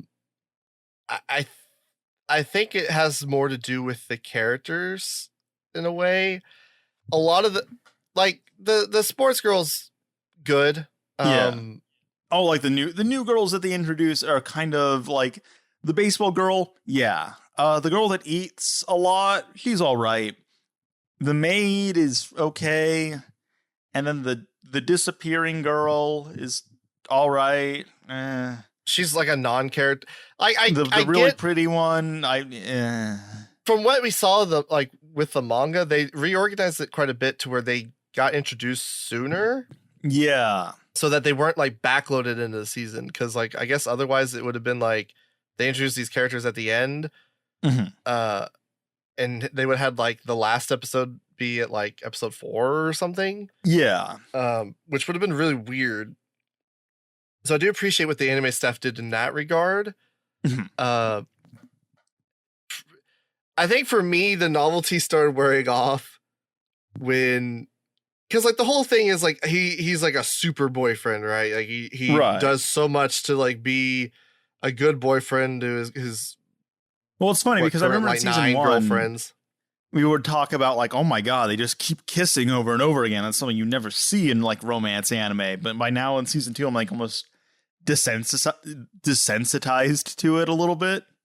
Yeah, like so when you get to season 2, I think what started like peeling the veneer for me was when he basically like abandons his girlfriends on the roof and is not spending any time with them for like multiple days. I can only assume they were on the roof the entire time.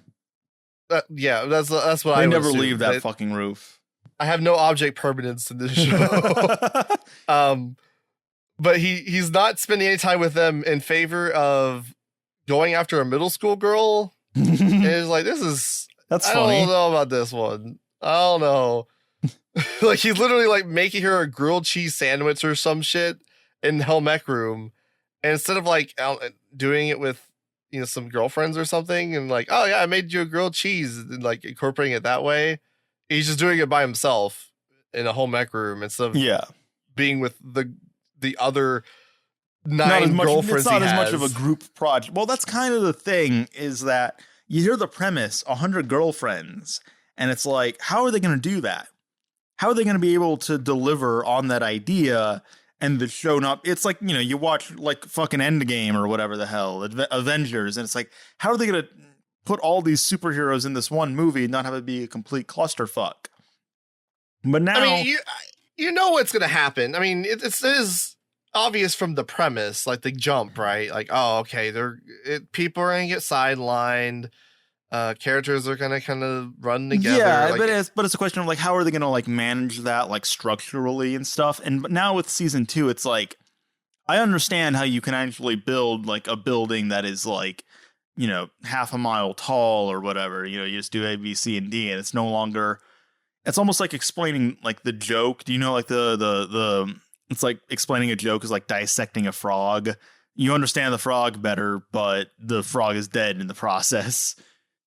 you no longer have a frog. Kind of. I feel like I peered behind the curtain and I saw the Wizard of Oz is just a guy, and it's still fun. It's like, in some ways it opens itself up to like a new way to appreciate that sort of thing, but sorta it does not necessarily feel as exciting, or like it could just completely collapse in on itself at any moment. There's necessarily that risk there because there is this clear structure in place that keeps it like all like held together.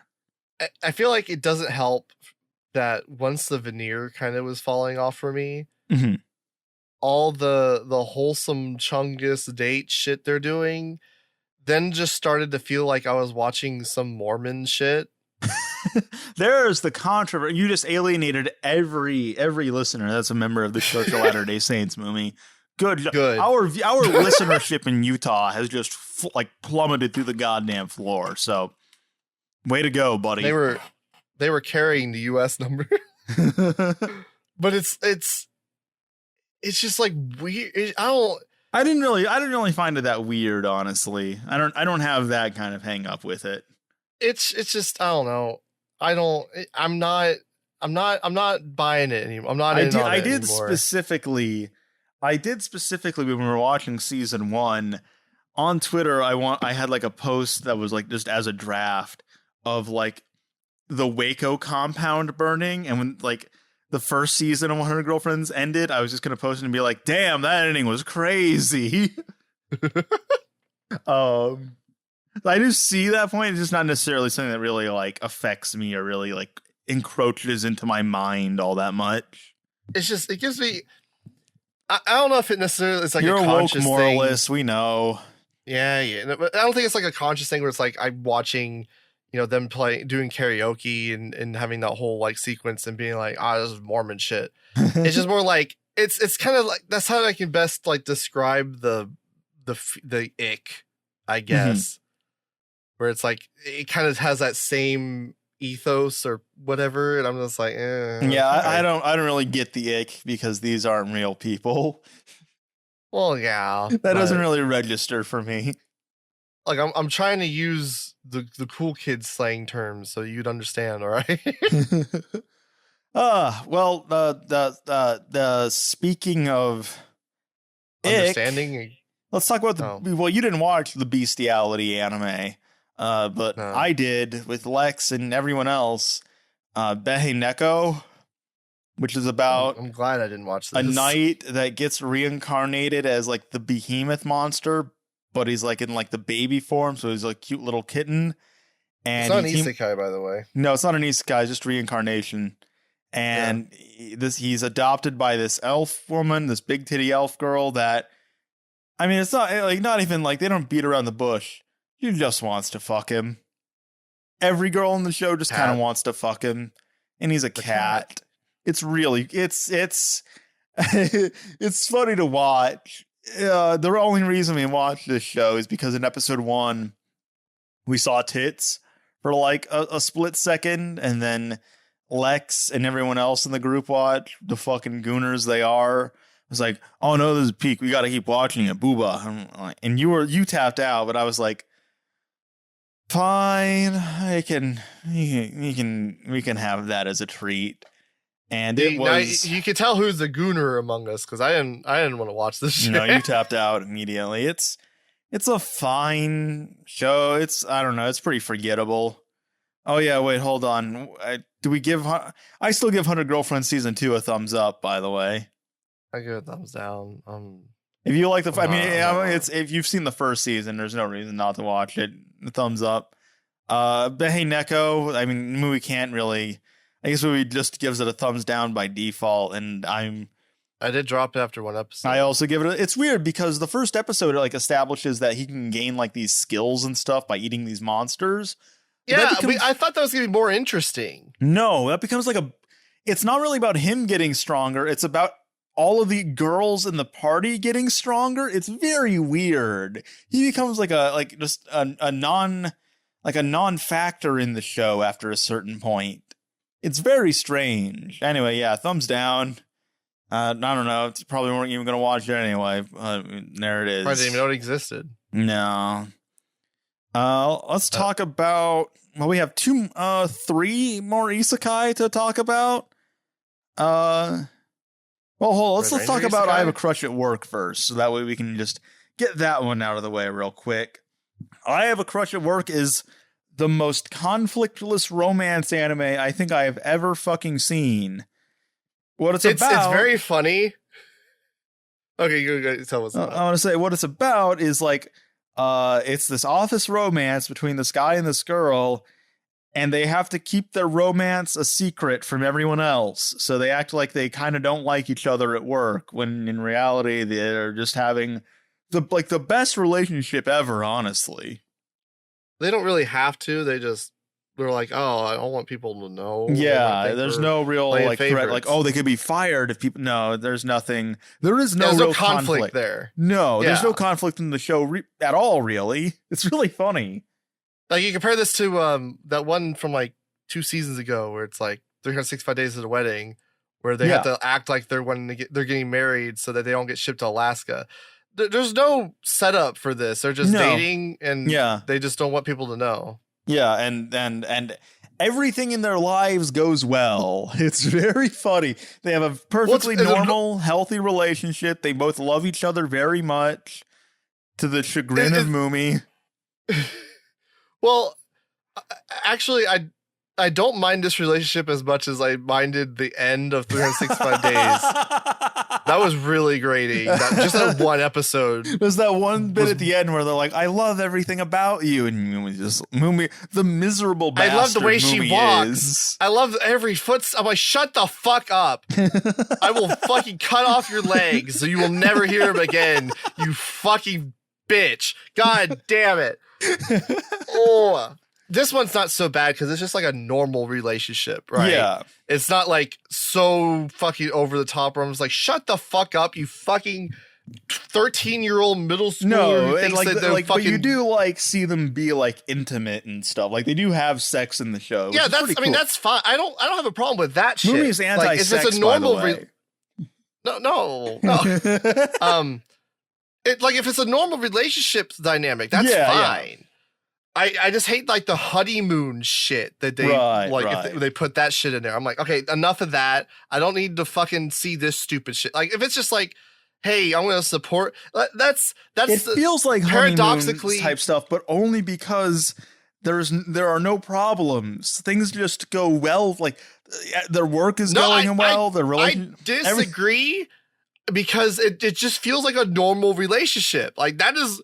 You don't have conflict like that in it's not like every fucking other week there's something that's gonna like an existential threat to your relationship, right? Right.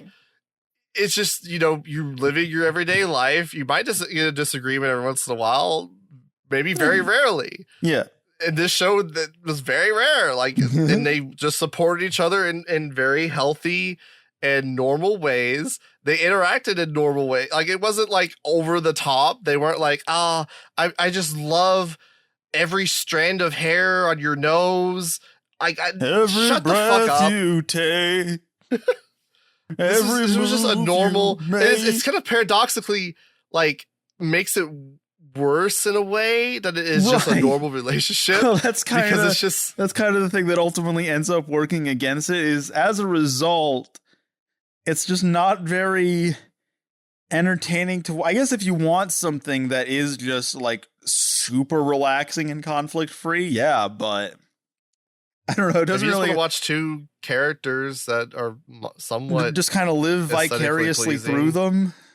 Yeah, it's weird. Like they even like kind of dropped the characters for a while and kind of more focus on like 2 other characters getting together. Yeah, and even then, it's not like a ton of conflict. It's like, oh, she's like his like superior or like manager or whatever, but that's basically it.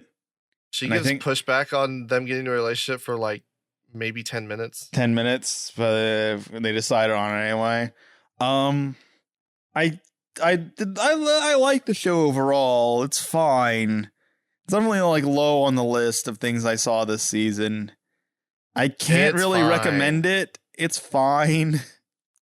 That should just be a stamp. It's fine. It gets a certified Weeb Crew 2 thumbs down with an asterisk of it's fine. It's fine. Speaking of, well, we agreed there, so I guess let's talk about probably our biggest disagreement of the season. Moomy, tell us about Zenshuu, since you've actually finished it and I have not. You don't like Zenshuu?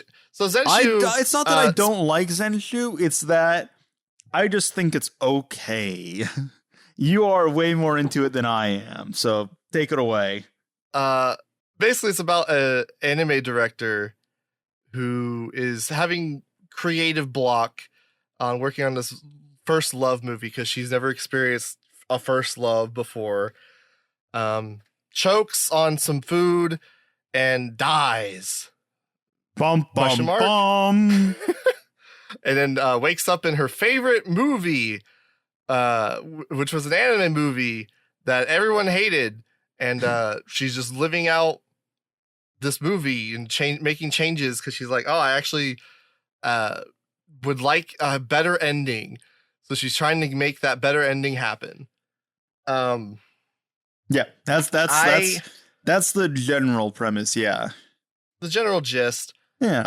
I really like this show mainly because a lot of like the meta text to it. Yeah, like you got a lot more out of it on that front, whereas my hangups mostly were like, I don't really like as characters. I'm not really invested in the main girl or any of the characters in the other world in the movie that she basically got sent into, or just the overall conflict of the world. I just don't. I don't really care about a lot of what's happening on the screen, which more or less just ended up being like my barrier to entry, essentially. I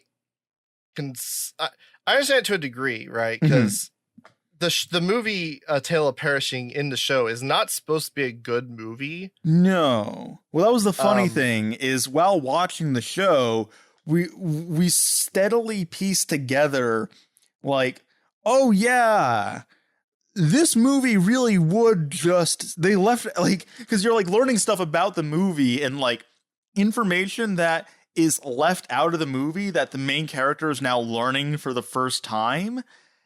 You're watching that and you're just thinking to yourself, yeah, wow, they left that out. This movie really would just suck. Well, it's like key character motivation stuff. Yeah, yeah. But it's funny because they tell you up front that no one liked the movie. Yeah. But you don't have any context. And so like when it starts kind of fleshing it out, you're like, oh, yeah, this would kind of suck. This would really just be a terrible fucking movie. Like, wow, that's wait. In the context of watching that movie, this character just did that thing for no apparent reason. But then you like, you know, in the show itself, you then like learn what that reason actually like would have been, essentially, because you're able to like see the broader context of what was not actually shown in the movie.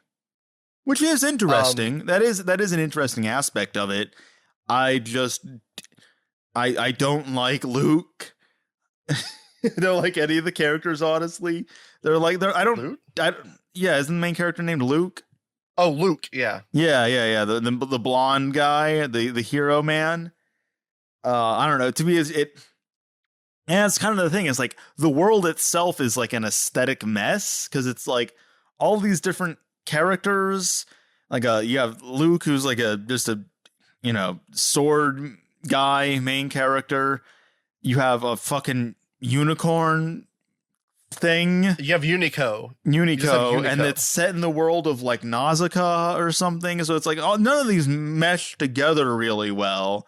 And again, it kind of just sucks, but that's also part of the point, and not in a way where it's like, oh, you can't criticize it. Like, it makes sense why it's like that, but yeah, it just doesn't really. You get more out of that aspect from it than I do, I think.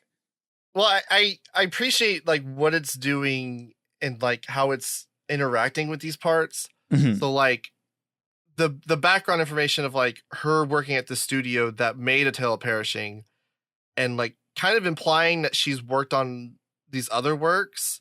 Yeah. And so then applying, because like the whole gimmick of the show is she like draws things that insert into the show. Yeah. And then then changes it into a positive direction, in quote unquote. Yeah. So like the first thing she does is there's like it basically is like a similar moment to like Nausicaa, where like they're being attacked. The bugs by all are these, invading. Like, yeah, they're all like a swarm of them is like running across the desert. It is a direct reference to Nausicaa. It is a direct reference. So, but like in the world of it's not a reference to Nausicaa in the world of Zenshuu. No. In the world of Zenshuu, she worked on a movie that I could potentially be like a stand-in for that. Yeah. So she uses that and she draws the god, the warrior god from Nausicaa. The god warrior. She draws that whole sequence that Anno did. It acts as like a meta reference to the key animation of the god warrior. Yeah, which is considered one of like the most famous cuts in anime history. Yeah. But it is also, there's an added layer of like, this is something that she could have worked on, or like at least she is familiar with. And it is almost like acting as a response to the movie. Mm-hmm. So you then kind of get this overarching thing going on where she's kind of utilizing things that she's done in her career that she's familiar with as a direct response to the film and like what it is doing. So it is almost like these aspects of the movie have almost informed parts of her career. Mm-hmm. So you have that thing going on. You have the kind of commentary on anime, because like she's doing all these anime references. You get this commentary on how anime is like positively influencing people and like benefiting people. Mm-hmm. So just an example, she does like a tiger mask reference at one point. And there's a character who is a completely different character in the movie. She's just like a damsel in distress character who is then inspired by Tiger Mask, mm-hmm. and then kind of like changes the direction of her life and becomes like a bodybuilder, and basically like takes initiative on her own because of Tiger Mask, essentially. Like that is purely the only reason. Like she was just so inspired by this work that she then changes as a person. And you see this with like muscle mommy. Yeah, you see this in like multiple different ways too. Like it's not just like that. Yeah. Kids are infatuated with like some Sentai kind of elements of otakudom or whatever. Yeah. A character basically stops being a doomer because she gets a waifu kind of thing. And a metatextual, semi-metatextual sense, like she is obviously like a very acclaimed like animator and director in the real world in the show. And as a result of that, it's like she's like developed this like, I'm going to do it all myself mentality. And you see her kind of going down that a similar sort of like path, which, you know, is clearly self-destructive in the fantasy world as well, as she becomes more acclaimed because of her drawings and how they impact people. Yeah. And you see like, there's an interesting progression where like a lot of the stuff she draws initially is like very flashy. She's like, oh, I want to draw a Tano circus. Yeah. But then you get to like an episode where it's like you need to like actually work as a team. So she can't just draw like the big thing to destroy the monster. It needs to be like stairs or something like comparatively mundane. Yeah, she appreciates that she can take a supportive role and do something to highlight someone else, because like a lot of these drawn moments are like the big Sakuga moments in the episode, right? And in that episode, the big Sakuga moment is just Luke doing basically like a Excalibur thing. Yeah, he does so the big still Fate get Stay the Night moment. Attack. Yeah, you still get that big Sakuga moment, but she is not drawing it. She's just kind of giving the support for it. So like, there's those elements for that. The whole first love thing is interesting because it's all tying into her love of the medium. Yeah, I think like that her was love of this movie. I think that's my favorite episode in the shows when we kind of get more of her backstory, and it kind of like shows like all these like different vignettes of her kind of shutting love out of her life because her love is animations. She's like, you know, it's the rejecting people kind of thing. Yeah, and it's very simple, but like her character design being like her hair is in front of her face or whatever is just like a very simple shorthand for like she's been blind to this because like she was more aware of it as a kid when she was like really passionate about it and like autistically kind of being like, okay, I need to watch your Adam's apple move up and down so I can know how it works so I can animate it better. So like that's when her eyes were uncovered, and then when she gets to an adult and she's kind of like in the grind of it and she's being expected to do things and has like these greater responsibilities and like that passion's kind of gone in some ways. Her eyes are covered, and then at the end she uncovers her eyes kind of thing, right? Like it's like, oh yeah, it's a very simple obvious thing, but there's like all these things going on that you can really kind of latch onto and appreciate. So I really liked Zenshuu. It almost is my anime of the season. I really don't know if I can put it above Medalist. It is a tough act to beat. Yeah, it's like neck and neck for me because this is like a full story, and then Medalist obviously is not. It's a partial adaptation so far. Yeah. Well, can't wait for Zen. I haven't finished it yet, but can't wait for Zenshuu season 2, baby. Let's go. Zenshuu, the movie, where it's just the movie in the show, and the movie's gonna suck. That would be interesting. Yeah, we were talking. That would be like if anything, that may like had they done like an episode 0 type of thing where like we see like the movie itself would have been interesting. Maybe they'll do it as like an OVA or like special or something for like a Blu-ray release. That would be cool. That'd be interesting. Maybe not as like an episode 0 where you watch it beforehand, but something you can watch afterwards and then rewatch the show with that in mind. That would be. What was that OVA that we watched that was like made as an in-universe movie to something else, and it was like the space bounty hunter stuff? Yeah, I think I know what you're talking about. Oh man. Oh fuck. Yeah, it's like on the tip of my tongue now. Fuck. I didn't watch it that long ago either. It was no. Year, maybe? Konata, what the hell are we thinking of? You fucking mouth breathers. It was Space Travelers the animation. The fake anime for the live-action film Space Travelers. Oh my gosh, thank you so much. That was legitimately gonna bother me. Oh my god.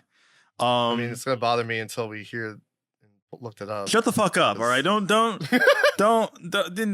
that. Here, let me note down the timestamp real quick. 214. But you brought up Medalist, so do we want to talk about Medalist? I guess real quick, thumbs up, thumbs down for Zenshuu. Mumi, go. Thumbs down your fucking throat. Watch fucking Zenshuu.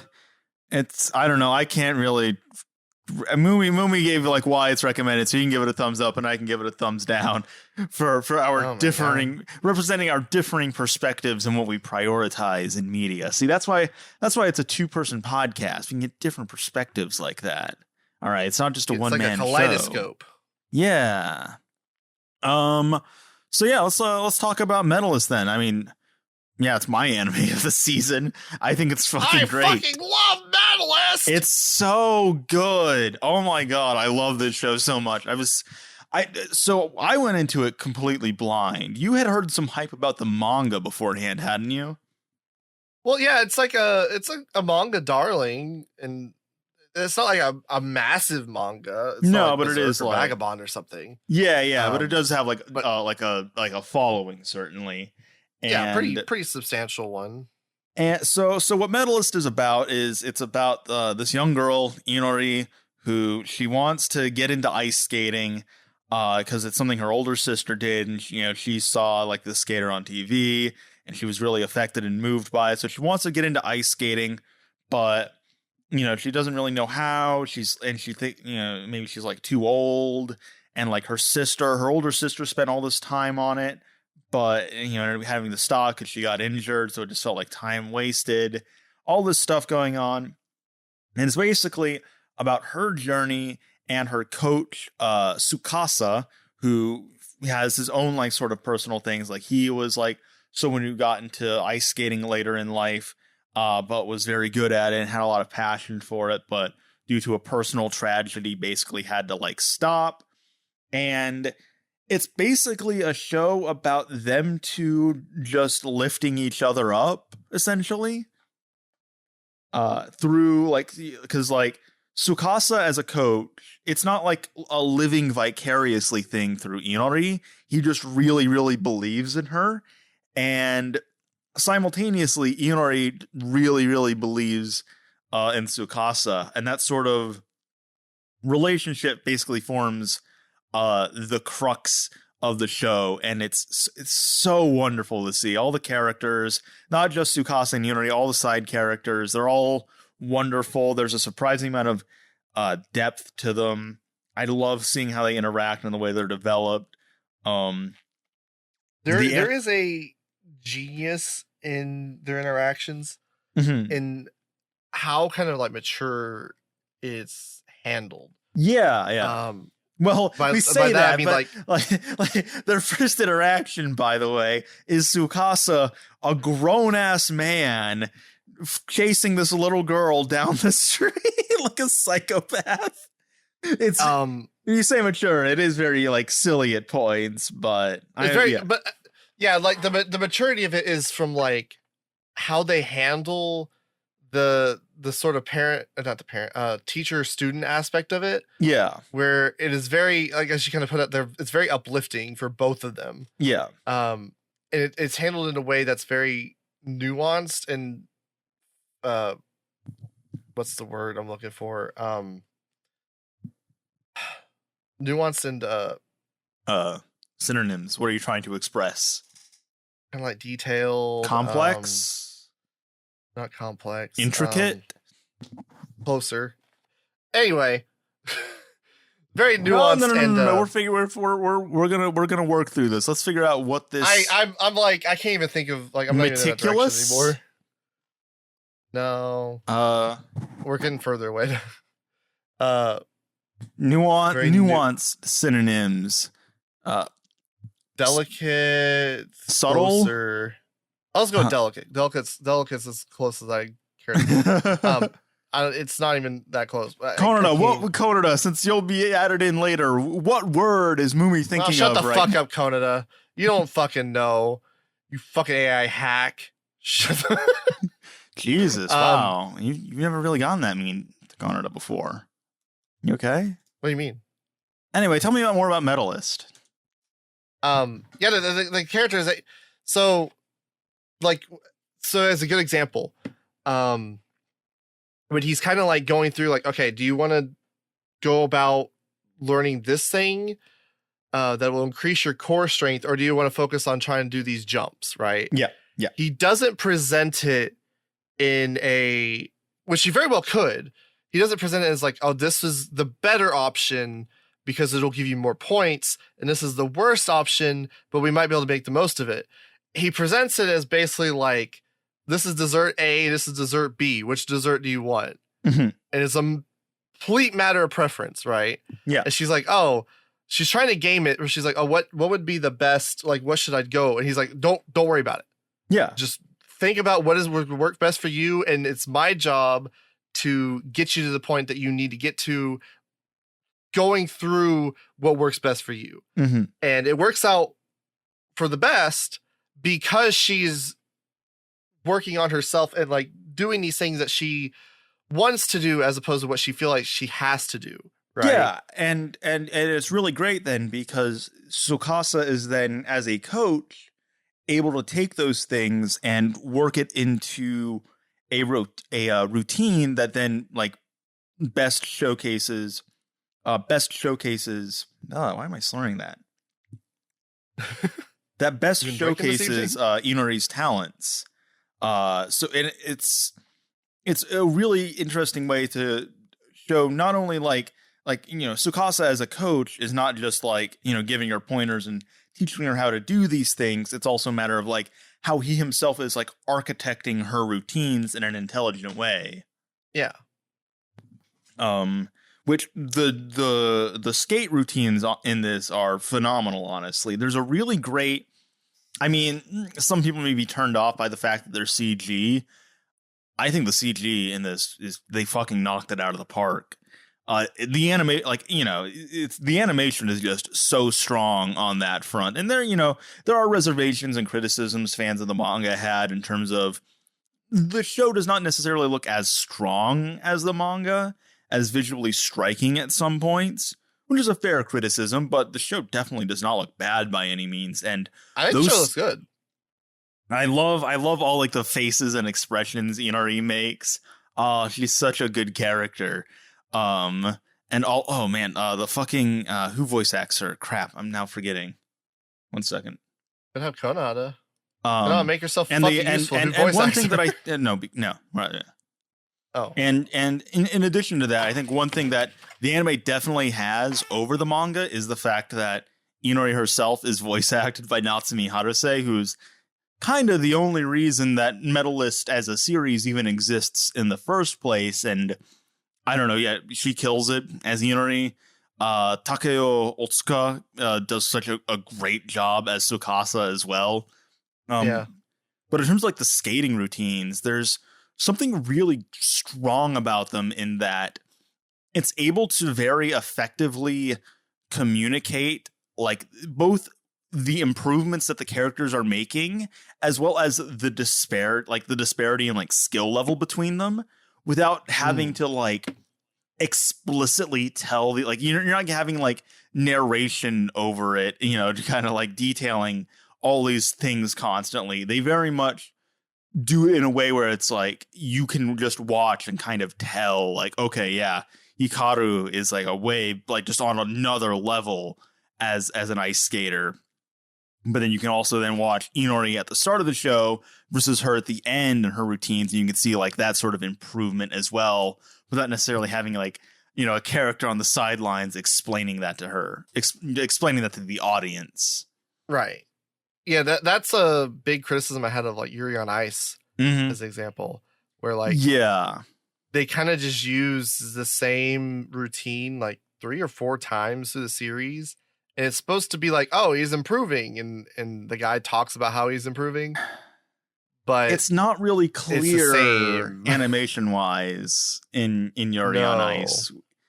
Whereas and the thing with like Yuri on Ice is like, you watch that first episode and the skating is like really on point. Like it's insane to watch that from an animation perspective, but it doesn't really like when you start that strong, you don't really have a whole lot of room to like grow and like peak, Well, that was another thing that I was worried about with like Medalist because it's about kids ice skating, and there is a part in Yuri on Ice where, because a lot of the skating was rotoscoped of like actual routines that they had people perform. And there is a younger character who is proportionally a younger character who then performs a routine, and because they are rotoscoping the same what do you call it, the same performer or whatever, his proportions then kind of go out of whack, and it's like I don't. And I was really worried they were going to do something like that with Medalist, because it can be pretty hard to animate children doing like physical activities. I mean, it's hard to animate ice skating in general. And I think like, I don't even want to say like, oh, well, even though it's CG. No, the CG animation in this is it's on the level of something that I would see like out of Studio Orange, I would honestly say, because like I don't know if I'd go quite that far. It's definitely like on the level of like a lot of idol stuff that's using CG these days. Well, the thing with Studio Orange is like they're able to do that for like a full 20-minute episode. Here in Medalist, they're doing it for like a few minutes basically for each routine. Right. But I was rewatching some of those scenes on YouTube earlier because honestly, I'm just kind of obsessed with them, and I think they're fucking great. And yeah, it's just it's insane to watch. I was like looking up like who was doing the CG animation on this? Who was handling like the choreography and like the direction and all that stuff? And it's people who have not necessarily done a ton of work when it comes to CG, at least from what I could gather, just going through like AniDB. But yeah, they knocked it out of the park, honestly, with that. That's good. I mean, it's really good. I don't know if I would say they knocked it out of the park, but it is good. I do appreciate how they do the performances, where they're not doing the standard kind of sports thing where like time kind of like dilates. They're like, oh, they're doing this thing, and there's like a whole like monologue before they actually do it, and it's very clearly like it's supposed to be something that's like instantaneously thinking in their head, but they're saying it for like 2 minutes in the show, and then this routine ends up being like a 20-minute routine when it's like and instead you actually get like the internal like as Inori's skating, you can hear you hear her thoughts in real time thinking about the next move that she has to do, right? And something I think that it also does really well in terms of those skating routines is that without even necessarily having characters remark on it, there is still nonetheless that like tension while watching it where like, you know, Inori doing a jump, it's like, you know, if she's doing like a really complicated move, it's still feels like, oh man, what if she messes up? I don't know what's going to happen next. So then when you see her actually land it and like succeed, it's like, oh, you know, it's very like euphoric and awesome to see. Yeah, I really loved it. It had basically everything you could want. Yeah. It's got the drama of a sports show. It's very lighthearted. There aren't really any like villains or like serious like rival character, or like just like, you know, it's like there's no one who's like just there's one guy who's kind of an asshole, but he's also just a weird guy. Like that was another thing I really appreciated with Hikaru's character. Yeah, that she is, because she's kind of like presented as like the dark. If you've seen, she's like the one on top, you know, and you're like, oh, she's gonna be like this rude like kid asshole, but no, she genuinely likes Inori and is like so happy to see her succeed, and like the way those two then end up lifting each other, oh, it's so good. Yeah, it's funny because like they do because it's almost like Swan Lake or something, right? Where it's like fucking Princess Tutu or something, where it's like Crahy and Tutu or whatever. They're rivals, but it's a very friendly rivalry. Yeah, like Hikaru is got the black color scheme. She does kind of look like an evil. She is kind of visually. She is almost kind of like villain coded, but she's not. Yeah, but she's just a normal girl who wants to skate with Inori, she wants Inori to get on her level so that they can like skate against one another, you know, on like equal footing. And Inori wants, because she likes Hikaru, wants to meet those expectations. And like, you know, there are points in the show where she's worried about disappointing Hikaru specifically. Because, you know, she wants to meet those expectations so that they can skate together. And again, yeah, such a wonderfully like mature way to like handle that kind of dynamic. That's a strong. My thumb is way up my ass for this one. That's a strong recommendation from me. Honestly, it's my anime of the season. It's honestly poised pretty well to be like just my anime of the year. Honestly. Yeah. I mean, I don't want it to be my anime of the year because I would not want to peek into the winter season. Yeah, and B, obviously you always want better shows, right? Of course. I will be very happy if something ends up beating this out because it is very high up for me. So it's not like it's like a wow, 2 cakes kind of situation, you know, an embarrassment of riches. Caked up. But yeah, I mean, this sets a pretty high bar. I'm glad that it's getting a second season. I'm looking forward to that. Hopefully, I saw a tweet from like the director being like, "We don't have enough animators for it at the moment. So if anyone wants to participate, let me know." Like posted it on Twitter. I hope that goes well. I hope it gets a good season 2 because, yeah, season 1 great. I may honestly just end up picking up the manga because it adapts like the first 4 volumes and there's like 12 out right now. So I want to see where the story goes because I dearly love these characters. Pretty glowing recommendation. Yeah. I give it a thumbs up. All right. Well, right there with you. We have one other sports anime we can talk about this season. Welcome to Japan myself. Yeah. Yeah. Yeah, that's an okay show. So Welcome to Japan myself is about a guy who, when he goes to bed and sleeps, he gets transported to another world, which he thinks is just like a dream, but no, he gets transported to another world and has been doing this for years.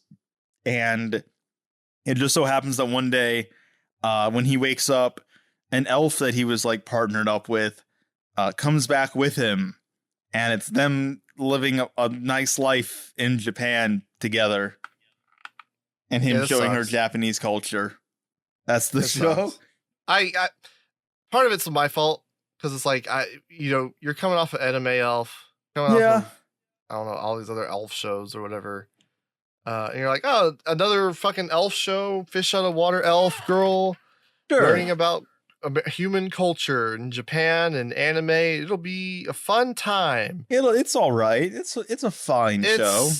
Okay. There's, for me, like for my taste, there's too much like of the adventure fantasy battle stuff in this. Like there's like, yeah, it was a situation where it's not playing to its like strengths, or at least what I would want to see, what I would want to get out of it. But what it does end up doing is still like fine, but it's just like, I don't know, nothing like that super like blew me away either. No, it's okay. Yeah, it's fine. I mean, on thumbs down, I can't really recommend it. Yeah, they don't really do like, even the elf girl is cute, the dragon girl is cute. Those are the 2 main selling points. Basically, like even the strengths of like the tourist cultural exchange stuff is not that strong. No, didn't go very much in detail. It's just there. Yeah, like, okay, it's whatever. It's fine. Thumbs down for me. Well, we have one other isekai to talk about this season. Red Ranger isekai. Red Ranger. Neither of us have finished this yet. No. We were watching this with John, and he went and finished it without us. So. Oh, did he finish it without us? I guess we should just try and finish it while we still can. It's a fun show. It's a fun concept. Crazy that Aquarion just shows up in one episode.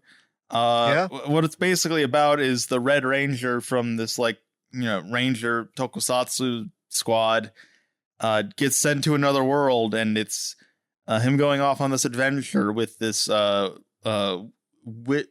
wizard lady, Idora Arvoin, who has an insanely good design, by the way. Honestly, a really strong selling point of the show is I think the character designs are really, really strong, especially the main girl. I'm surprised I have not seen more fan art of her, honestly. Very marketable. She does have a figure already. It's fine. It's a fun enough show. It does the concept about as well as you really could have expected, honestly. I don't have a lot to say about it. It's all right. No. I wouldn't really, it's not something I would really recommend going out of your way to check out now that it's concluded, but I don't know, if it is like something that sounds like up your alley, you could still, or I guess if you really like Aquarion and you want to go see that Aquarion cameo, there's that as well. The Aquarion Extended Universe. I did hear the last episode was pretty good. Okay. It would have to be fucking insane for it to change my mind on recommending it. Yeah, it's not really a recommended show. No. What I would recommend instead is more fan art of the main girl, please. Please. Yeah. God, she's really fucking hot. Please. Her thick eyebrows.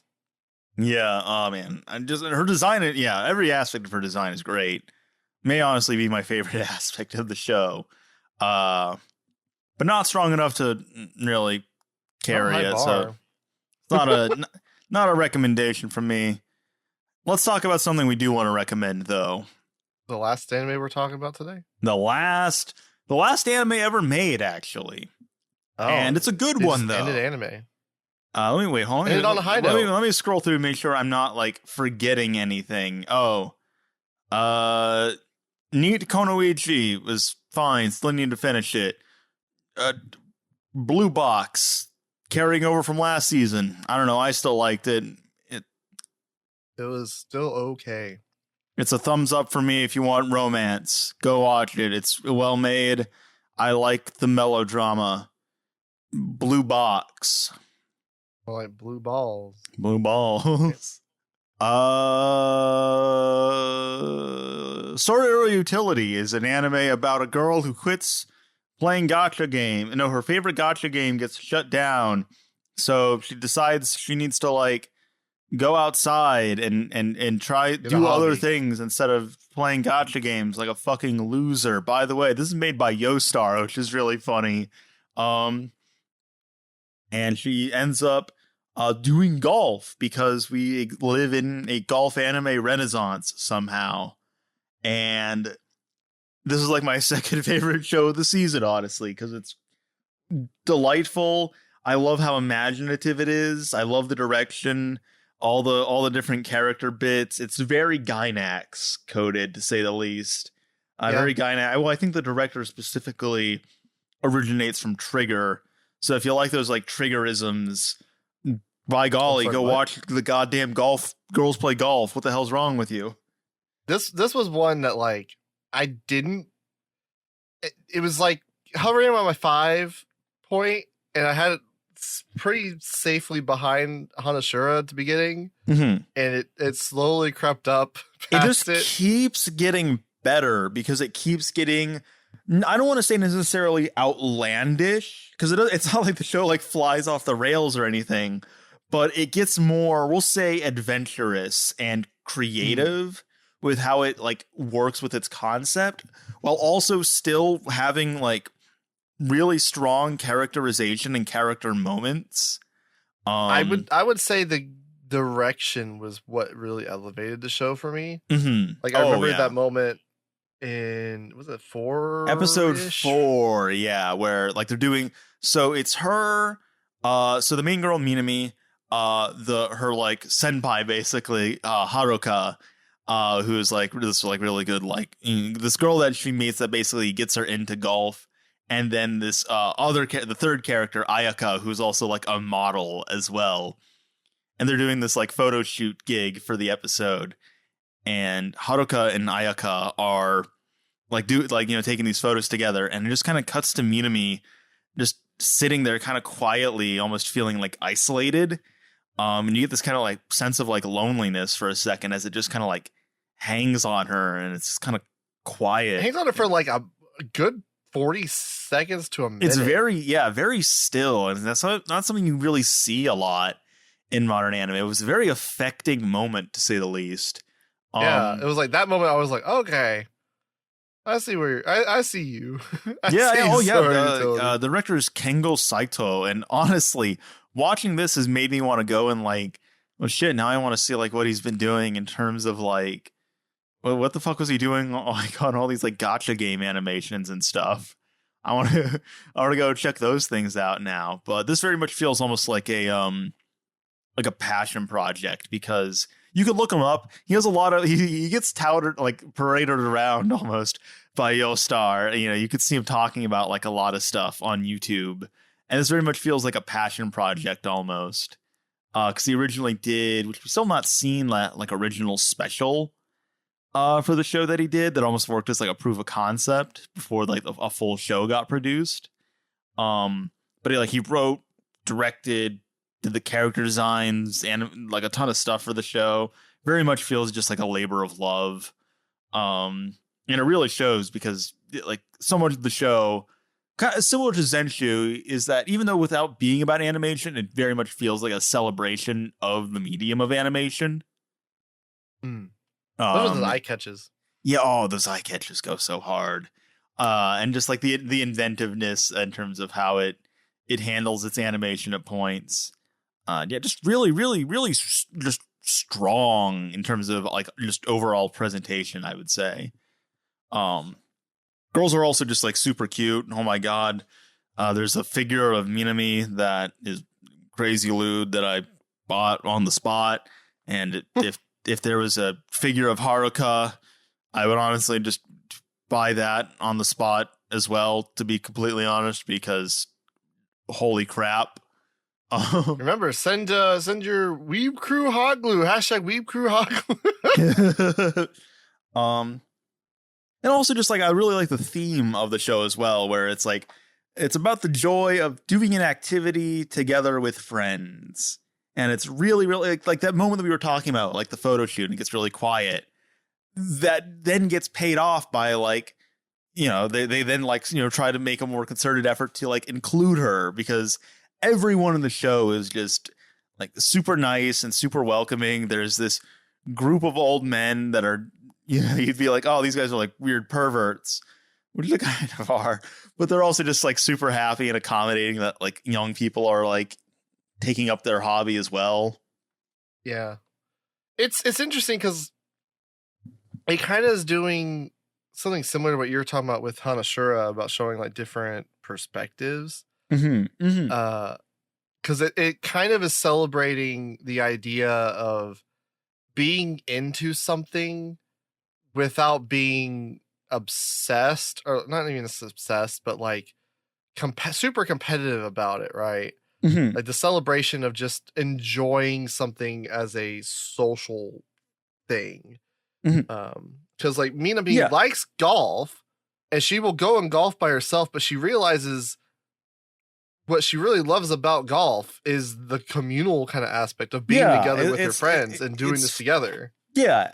And that's reflected in like Haruka's character as well, because it's like, you know, she is a very like, you know, she's like a really good at golf, as it turns out, but she doesn't really like the competitive aspect actually just makes it less fun for her. So she ends up like before the show starts, she ends up like quitting like the competitive aspect and just wants to do it for fun because she likes golfing with people and just likes playing golf. Yeah, she realizes, because she was like the second best golfer something like that, yeah, but like the stress of that, and like the, you know, if you make a mistake, if you don't make a shot, you know, ends up sapping the fun out of it for her. So playing it in like just a low stakes friendly way is what is like what she wants. That's what keeps it fun for her. She doesn't want to make this thing that she enjoys unfun, which is really nice. Yeah, I do appreciate that, it coming out from that angle, as opposed to all these that are like, you know, there's nothing wrong with it, like celebrating like, oh, we should get really into golf and be competitive at golf. It's like, sure, that's fine, but like it is something that's kind of more unique to kind of be like, oh, you know, not everybody has to be on the PGA Tour.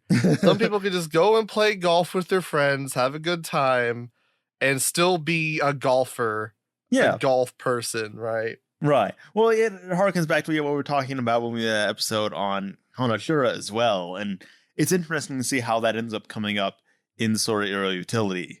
So that's a strong recommendation from me as well for Sorairo Utility. It's such a wonderful, fun show.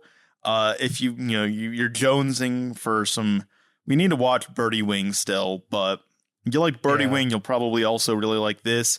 If you like trigger stuff and you want to see something that kind of has like that similar sort of flavor to it, check it out. If you just like shows about cute girls doing outdoor activities, also check it out. It's delightful. 2 thumbs up from the Weeb crew. Let's go. And I think does that wrap up everything for the season then? Everything we watched. Yeah. Everything that we continued to watch. And we're not going to talk about, I don't know, Fruitmaster. How was Apothecary Diaries, Moomy? We don't talk about that.